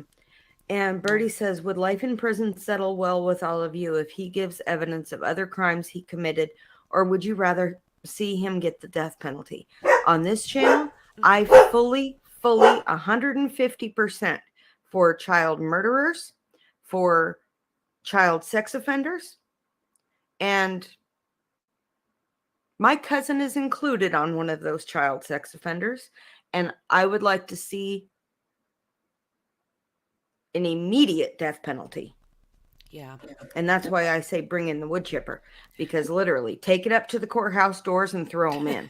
Why should they have to get to live 20 years behind bars? Yeah. You know, even if it is on death row, why are they going to be able to live that 20 years behind bars when they took the life of a child or when they took the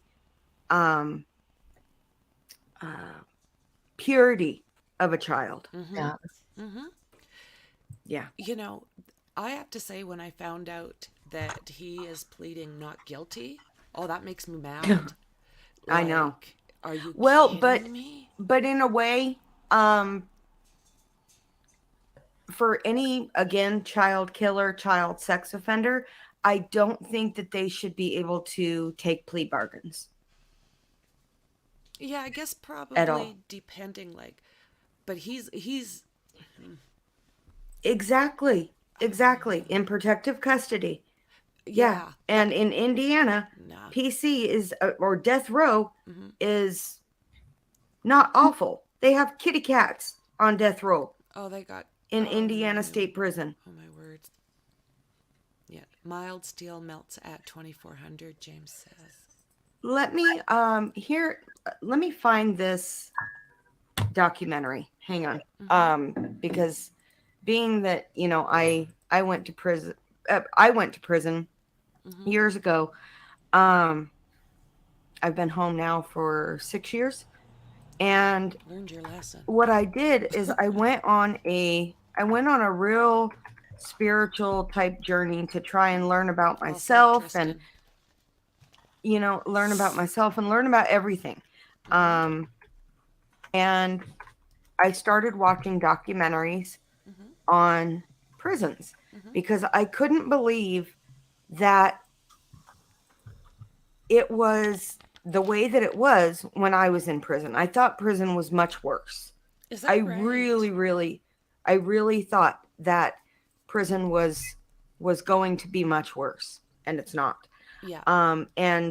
Sir Trevor McDonald, if you like documentaries, then you'll love this. Love 'em. Real stories. Mm-hmm. I thought I subscribed from this channel, but I must not have. Death Row, Indiana State Prison, at Indiana State Prison, and they have cats.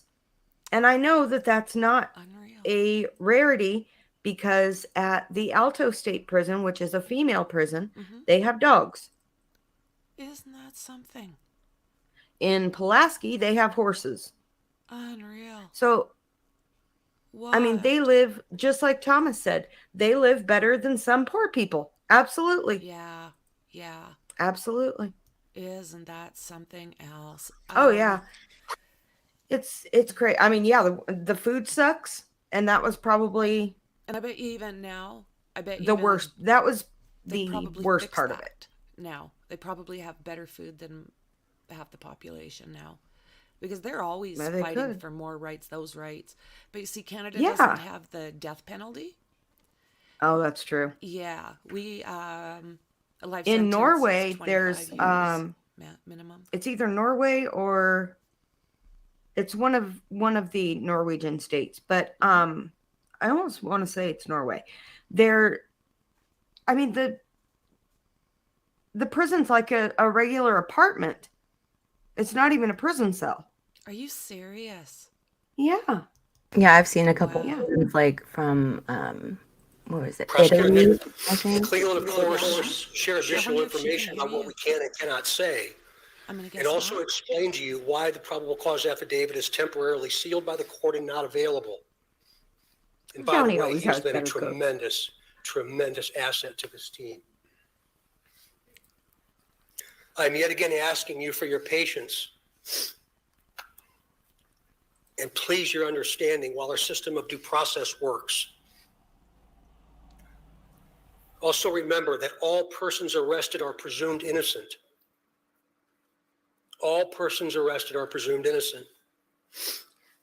Let me make a statement about that in relation to the death penalty. Okay.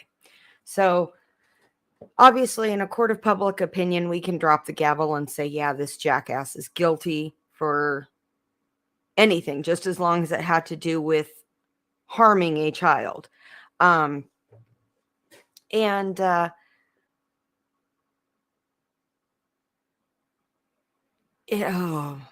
trying to rein in my anger. Uh-oh. You got upset, puppy. I'm trying to rein in my anger in regards to this monster, because that's exactly what he is a monster. Anybody who can do this to two little girls is a monster. But in relation to the death, to my stance on the death penalty, is I'm fully for it for child killers, child sex offenders, but I do think that there should be a independent review of their conviction, as well as of their mental health. Now, with that being said, I have been very invested in the Parkland school shooter trial because it was really the first that was covered where we could, full length, where we could watch the entire thing. And so we really got to see somebody with mental health up against the death penalty. And I think that he should have been sentenced to the death penalty. He took 17 lives. He wounded 17 others, and he affected the lives of countless others. So that's my whole thing on, but with him saying innocent until proven guilty, I wanted to make sure I brought that up.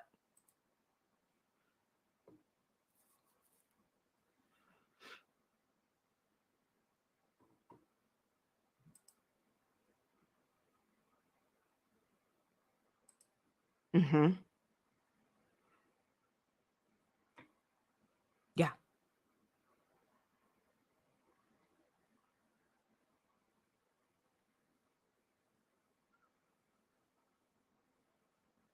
Oh, they have a great podcast. Let me pull that up. They sure do. They have extensively. How do they only have 11,000 subs on YouTube? That is crazy.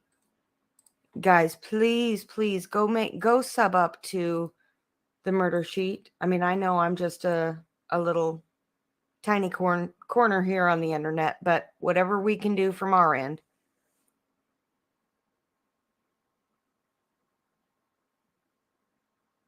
If they're, yeah. Yes. Absolutely.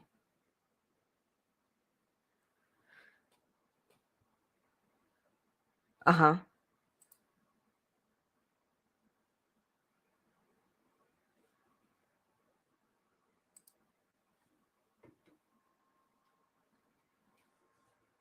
Yep. Oh, I'll put the link. You got it? Okay. All right, let's get back to this. You all will have an innate desire to subjectively interpret and then report what you think. We in the law enforcement realm cannot, and you should never allow us to, talk about what we think concerning facts. That's right. But rather discuss and share at the right time what it is we know. The time will come when additional details can be released. But again, today is not that day. It's about Abby and Libby, their families, and this community, this nation, and even our planet. The prosecutor has been very clear with law enforcement about what can and cannot be released, shared, or discussed. So we will, of course, comply. If you choose to be critical of our silence, be critical of me, not the front line. These are the folks that have committed their entire lives to a successful conclusion. In other words, a guilty verdict.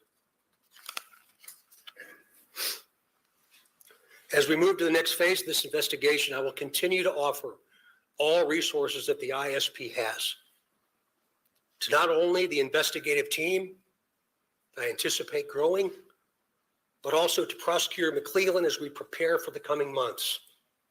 I bet they were stomping at the Again, bit. Nick has been very resolute and very clear, and I'm most grateful for his leadership. And it's going to be really important as we move forward. Please 70s and continue 80s offering tips either. that you would like to share. The many avenues to report will remain open and will be available to all. Please continue doing that. In closing, I stand before you in this church and very place where we held our first briefing nearly 6 years ago, and just hours after the murders of Abby and Libby. Right here.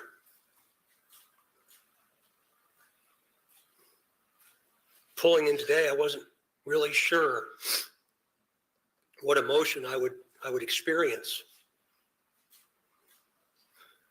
But peace came over me. And I didn't expect that to happen. And I hope all of you, with all the different responsibilities you have from around the planet today, have felt some of that as well. But remember, we're not done. I think Hey, Jackie, what we all good have to see you. experienced proves Happy Halloween to that everybody. together there's If nothing you we celebrate, cannot do. But more importantly, giving of ourselves, all of us,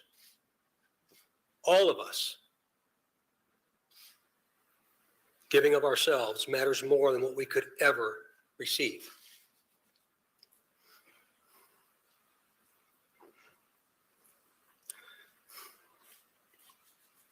Abby and Libby, though in death, have had a profound effect on so many of us, on how we live, and as importantly, who we all should be. I would now like to introduce to you my friend and the Carroll County Sheriff. Has provided us with justice for Abby and Libby. it's coming. As Sheriff of Carroll County, Indiana, I want to publicly and sincerely thank each individual who played a role in helping us during this 5.5-year investigation. Whether it was in an investigative capacity, providing tips, cards or letters of suggestions or encouragement, phone calls, and thousands of other countless ways of communicating. I earnestly thank those who prayed for this moment in time. We now move forward through the Indiana criminal justice system, allowing the system to provide its due diligence and process in providing that justice The monster which is owed exposed. Abby and Libby, their families, and this community. Thank you. Mm-hmm. That one, he looks scared. Welcome, poopless. everybody. My name is Nicholas McClellan. I'm the Carroll County Prosecutor. And before we get started, I Palate want cleanser. to reiterate some of the things that Sheriff remember them. Leslie and Superintendent Carter stated. I first want to thank both of them. They've been a great support to my office throughout this investigation. They've always been there for a phone call and always been willing to help a hand or a line of assistance to me and my office during this investigation. I want to thank the team behind me. This is the Homicide Task Force team that we've put together. Thank them and thank their families for being so understanding for the many nights they've worked away from their families, away from their children. There are many dates in a lifetime that you're going to remember. The date your children are born, the date you're married, the date you buy a first house, the date Abby and Libby went missing. One of those dates was last Friday, October 28, 2022. At that time, we had gathered evidence to formulate a PC that we submitted to the court, and the judge did find probable cause for an arrest of Richard Allen. He's been charged with 2 counts of murder for the murder of Abigail Williams and Liberty German. This investigation is still very ongoing. We're keeping the tip line open, the tip email open. We encourage everybody to continue to call in tips, not only about Richard Allen, but about any other Did person he that you just may say have. first-degree murder? I want to thank the team behind me. This is the Homicide Task Force Say that again. That's what I thought. team that we've put together. Thank them and thank their families for being so understanding for the many nights they've worked away from their families, away from their children. There are many dates in a lifetime that you're going to remember. The date your children are born, the date you're married, the date you buy a first house, the date Abby and Libby went missing. One of those dates was last Friday, October 28, 2022. At that time, we had gathered evidence to formulate a PC that we submitted to the court, and the judge did find probable cause for an arrest of Richard Allen. He's been charged with 2 counts of murder for the murder of Abigail Williams and Liberty. Yeah, 2 counts of murder. So why are they holding? Yeah, it's degree. Yeah. And then we're not hearing, we're not hearing about any other charges yet. Right. Thank you. I was thinking too technical, and I was having a hard time getting it put in not layman's terms, but something nice, nicer, nicer than what the charge actually is. Oh yeah, aggravating circumstances, it should definitely be first. Absolutely. Yeah. German. This investigation is still very ongoing. We're keeping the tip line open, the tip email open. We encourage everybody to continue to call in tips, not only about Richard Allen, but about any other person that you may have. For that reason, and for the nature of this case, the probable cause and the charging information has been sealed by the court. I've been very clear to everybody that per the court order, we cannot talk about the evidence that's in the probable cause or the evidence that's in the charging information. That will become evident to you at some point. I think it was and it planned. will be released, but right now is not that day. Today's about Abby and Libby, focusing on them. Mr. Allen has had his initial hearing. He's in a preliminary. And so with it being so emphasized that today is focused on Abby and Libby, it just... Can you hear me, Maxie? Yes, I can hear you. I can hear you on my end. Can you hear Joe? Yes, I can hear Joe as well. Okay. It's Let me with all me my buttons. see. Oh, it was you.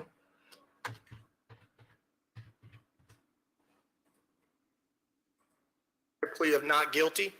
The matter's been set for a pretrial on January 13th at 9 a.m., 2023, and a trial date of March 20th, 2023 at 9 a.m. He is presumed innocent. We will have an opportunity and day in court when we can present the evidence that we have against him. But until that day, he is presumed innocent. I want to open up to a few limited questions from the audience. But again, keep in mind, we are not going to talk about the evidence that we have in this case or about the charging information. We cannot. Those things have been sealed by the court. And so I want to open up a few questions. Prosecutor, when did Richard Allen become a suspect?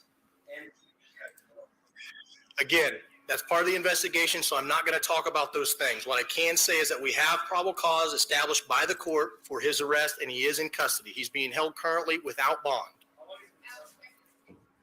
I'm sorry?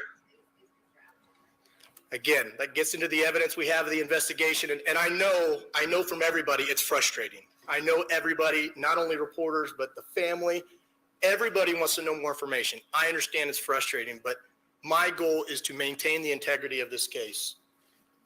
Superintendent Carter, you had said that you believe that you had spoken to the suspect or Again, I appreciate the question, but we're getting into the timeline of events, and today's not the time to do that. Can you talk about how rare it is? Family, and we've had a lot of conversations with them. We were almost in tears pretty much when we started off this press conference. Can't imagine how emotional it is for everybody that's worked on this case. What's your conversation first like with the family, Matt? And when you were able to tell them we finally got this suspect? It was a very personal moment for me, and I think it was a very personal moment for them, for all of us that have had interaction with the family. We developed a relationship that I think is going to last at least one lifetime, and maybe a second. So it was. And then pretty much very, very, for Q&A, they said very, very little. Yeah, said very little, and really talked in circles. Because they were trying not to say too much.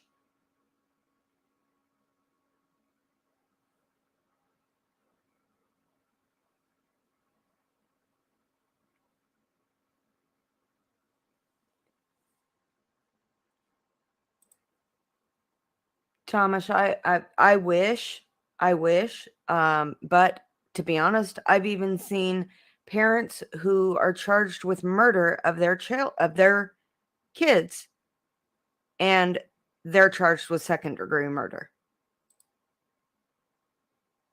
And yeah, that's another thing that I would like to see out the window is,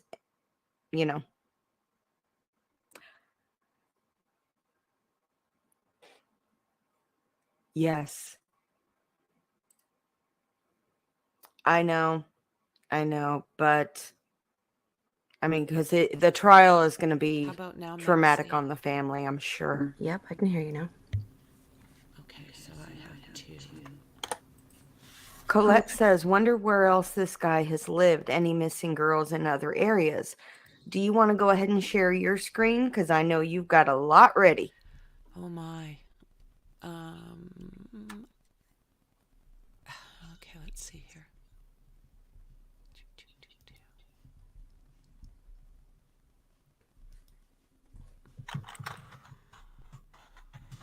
Actually, you know what? Let's trying to figure out how I would do that when I'm sharing you. Oh, that's true. Okay. Do me a favor, y'all. Go over. Let me drop your link. Mm-hmm. Yours is in I mine. am going to. I'm just keeping it there. Okay. Make sure you. Here, I'm going to pull up your live. Good to All see right, you, guys. Jan.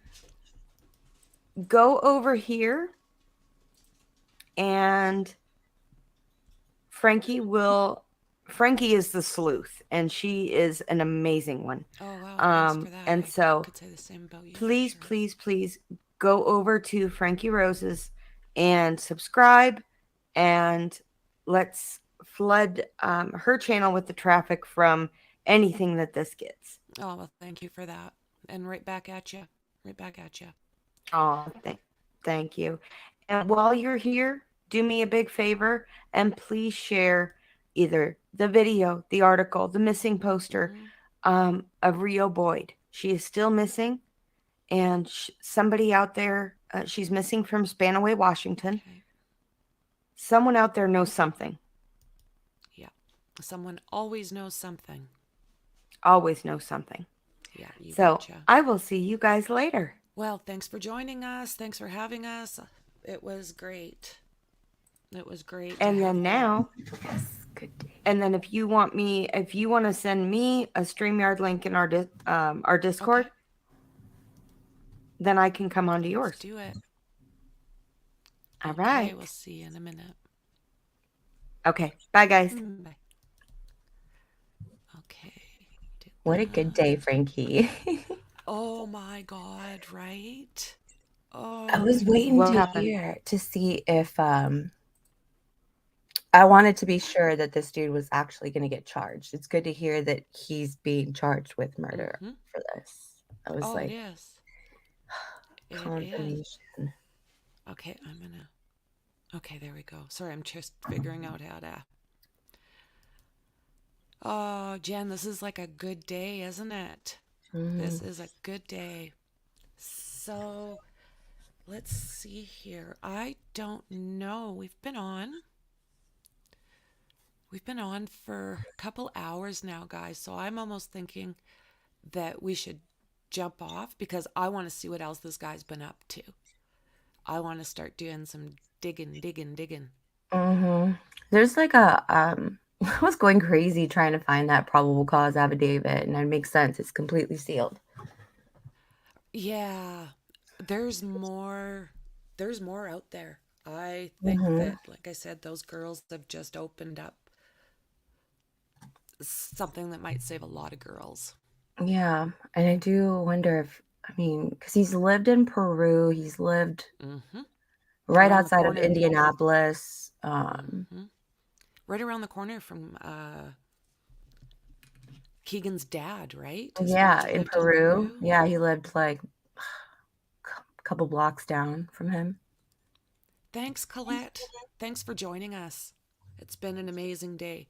And as sleuths, we don't get to say that very often, do we? Mhm. This is, yeah.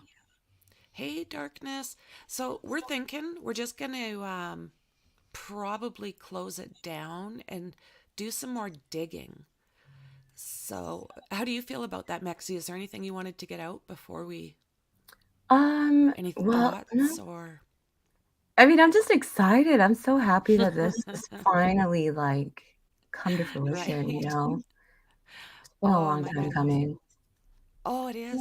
I literally sat here and got chills. Mm-hmm. I so That's what I'm thinking, Shauna. Go dig, girl. Come back and tell us. I'm so curious.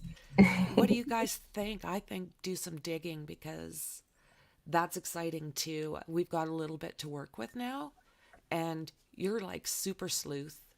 So I'm looking forward to you grabbing onto that bone and running with it. Right. And I just darkness, I did confirm. I did look up that VIN number for the truck, and it's definitely a black Ram that he had. So I wonder if that was the vehicle that was it Kelsey? That Kelsey mentioned one being. yeah. You see, he parked somewhere. Like he didn't walk that distance. And I do know that I Not mean in from the back. reports that they say that there's several ways of getting to that area to Munan. I would think because there's going to be back roads, there's going to be a Yeah. few side roads, secondary highways. Yeah. Mhm. Yeah. I heard someone say they feel safer trick-or-treating this year. Happy for the people of Delphi too. Absolutely, Jen. Oh yeah, I totally forgot today was Halloween. Yes, good thing that dude's like now in jail. Oh, right? Darkness, great coverage this morning. Thanks for everything you do for the victims. And I could not agree more. I do have her link in the description. So same thing, guys, sub up. She's got a lot of cases she works on, and she's a really good source of information, and she presents it in a great way. Mhm. I agree. I'm about to drop her link onto the chat. Okay, thank you. Yeah, so yeah, the truck kind of matches up with the description that Kelsey made, and it does make sense. Now, one of the rumors are that's out there is, as you just seen, they do not give much up in Delphi as far as information. So what has kind of been said around the rumor mill is it was actually Libby's dad that gave that description. And that is the description that is looking very, very much like this Richard Allen. So can you imagine the feelings if he walked past that guy? If it was actually him that... I'm sure that guy, like that dad probably wants to choke the living. I know I would. Hey, thank you, Christine. Much appreciated. You know, there's a lot of... you get attached. You know, Mhm. you study these people and their lives, and these families are so admirable. You you do nothing but want to help them. Anything. Mhm. Anything. They've been looking for that answer for 5 years now. Oh, I'm sure this absolutely. is like a huge, huge weight lifted for them. You Yeah, know? I'm wondering if that's why they didn't speak today. Mhm. Is, A you lot of know, emotions happening right yeah, now. absolutely. And I mean, Becky Patty and her Twitter, she's saying that she basically didn't know what to post the next day Mhm. because she's used to saying today is the day. And like she said, now it's basically going into the next Yeah. stage, and that's scary as well, you know. It is, so I can totally understand how the investigators feel, why they're still, keeping Hmm. this sealed and very close, to their hearts, because they Yeah, really wanna make sure they nail this guy, I'm they sure. do. They Mhm. absolutely do. Uh, Yeah, I feel like Thomas, yeah, like, more than likely, the father of one of the girls would probably get to him first, um, that would be some justice. Karma.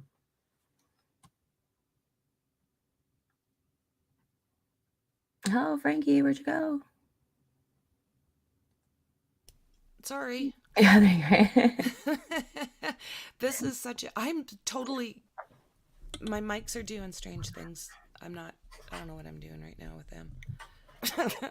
It's probably the early wake up, that's all it is. It's probably the Oh my early wake goodness. up. Yeah, it was wake up, rub my eyes, because what time did I get up here? I think it was 6 o'clock this morning. Mhm. So I could do like the 7 o'clock. Yeah, let the dogs out, get the sugar gliders fed, make sure there's no deer running around the yard. Coffee. I'm out of cigarettes. So it's like, but I didn't care. I wanted to see that Yeah. live and in person. And I was getting chills. Like, it was like, oh, Those men boom. too are so well spoken, like, they really you can tell that Hmm. they're really invested in this, like They know every angle. I Mhm. mean, every single day. And it sounds like they also had a task force kind of working on it, didn't Yeah. it? Yeah. Which is interesting. That's another reason I'm thinking it will go a little deeper than this. Yeah. Yes, Thomas, I know. Um, yeah, any one of, like, the That's either right, Abby's dad Thomas. or Libby's dad would happily go to That's right. jail, like, Hmm. if they Oh, could I just get a would. piece of him. Yeah. And back in the day, they did. Mhm. That's exactly what happened before we got all these fancy metal detectors. And I mean, they might pat a guy down, but that didn't do a lot. I've seen parents like go over top of the benches and straight Yeah. into the, yeah. One guy, he was sitting behind um, the guy that had just been convicted. He was sitting behind him. So if he was sitting there, it must have meant that he might have been on theirs. I don't know what he was doing on that side. But he just leaned over and started like punching the guy in the noodle. It's like, Mhm. whoa. I do wonder as well, like, once it gets closer to those, court dates, like the pretrial and the Mm-hmm. actual court date, Mm-hmm. if once he's presented with, like, the evidence that they have against him, I wonder if he'll just, like, plead guilty then, before He's even got to going. know they're coming for him, Yeah. you know? And I find it offensive that he would even say not guilty. I know that that is the way that, I mean, he's legally, he can have that right. Mhm. But, Right, but you're just like, "Come on, man," like oh, yeah, like you did it. Look at your bridge guy. I know it. In my heart, I know it. I mean, I can't say I know it in, what is that we figured out? My think tank. Don't Yeah. sue me. Right. Keyword think, alleged. Keyword think. These are my opinions, my thoughts. Right? Yeah. See, what I did is I put the in the corner there. I put the Oh, I see, yeah. disclaimer. I see what Yeah. you mean. Well, yeah, because I'm not talking absolute fact. You see, how much law has let out. Very, very little over the last 5.5 years. So most of us, he was cocky, wasn't he, Christine? Yeah, he was. Yeah, I just think that they have very much done their due diligence, and he's in trouble. Yeah. I just wonder, like Christine's comment about him being cocky and never, like thinking he would never get caught. I just would love to be, just to get a glimpse into his mind, like that way of thinking during that time. Like, Yeah. he was going to work at, every day, like a normal person. And It was great having you here, Shauna. Thanks for all of your input. I love it. I do love think tanks. Get everybody's opinion. Yes. Yeah. And I think as long as we all stay respectful of each other, think tanks are awesome. Just everybody's different perspective. I know I say that often, but you just always hear a different angle. Someone is thinking just a little bit different than you, and it's like, Yeah. oh, I never thought of that. Right. Yeah. Oh, thanks, James. Always great to see you. I always love to see you. You've got JJ. great perspective. Yeah, absolutely. So, what do you think, Mexi? Jump off for now, do some sleuthing. I'll talk to you. Yep, the I other got a good side. 45 minutes I can Yeah. I can do that with, yeah. And then back to the work world for you for a Yep. little while. Yeah. Unfortunately so. It's Monday. It's Monday. I want to know what led them to him after all this time. Right, Christine? That was like my question too. I wanted 2 questions answered. Well, one of them was answered. Much if love, he friend. actually was being charged with murder. But I wanted to know how they came to him. And when? Yeah. Where did this guy come from? Because he's just not somebody that we spoke about. He's not somebody that was ever... Well, there's that one that the name Richard was kind of going around. And I bet you that is probably when law enforcement started to hone in on this guy. Once an extra name, that Richard name. But again, it wasn't... nothing was said about it. Right. They've been doing their work behind the scenes and doing an awesome job. I find it interesting, though, that the day before Thursday, one of the cops had a beef with Tobe Levenby, I think it is, which is the sheriff, and he put out like a presser saying that basically that this sheriff's office had screwed up and he doesn't think that they'll ever solve it, or not sure if they ever will. And the next day it's like, boom. Right. And I'm like, oh, burn. Like, there goes your case. I do wonder how that is connected. You're the cop, right? The sheriff guy, Well, it sounds like he ran against. Right. Yeah. And he got like demoted. He's like suing the sheriff's office. But I do wonder if that is like purely coincidence. I have a hard time seeing that. That just Or sounds if like it's connected. Boom. Yeah. Yeah, Christine, absolutely. Absolutely. And now that this is, like, we've got so much more that we can look into right now that I'll make sure and learn more about that case and try and figure out, I don't know what's going to happen with it now, but he was suing the police department. Yeah. And that affidavit, that paperwork is actually online. Yeah. So I'll probably just get that and, we can go over that too. Yeah. Yeah, absolutely. Absolutely. Okay, guys, yay. Yay, that was awesome. Thanks Good very day. much for being with us, and we'll keep you up to speed the best we can here. I'll try to find anything I can and enjoy Monday. Today's a good day. Today's a good Monday. Okay, guys, we'll see you in the next one. Bye, guys.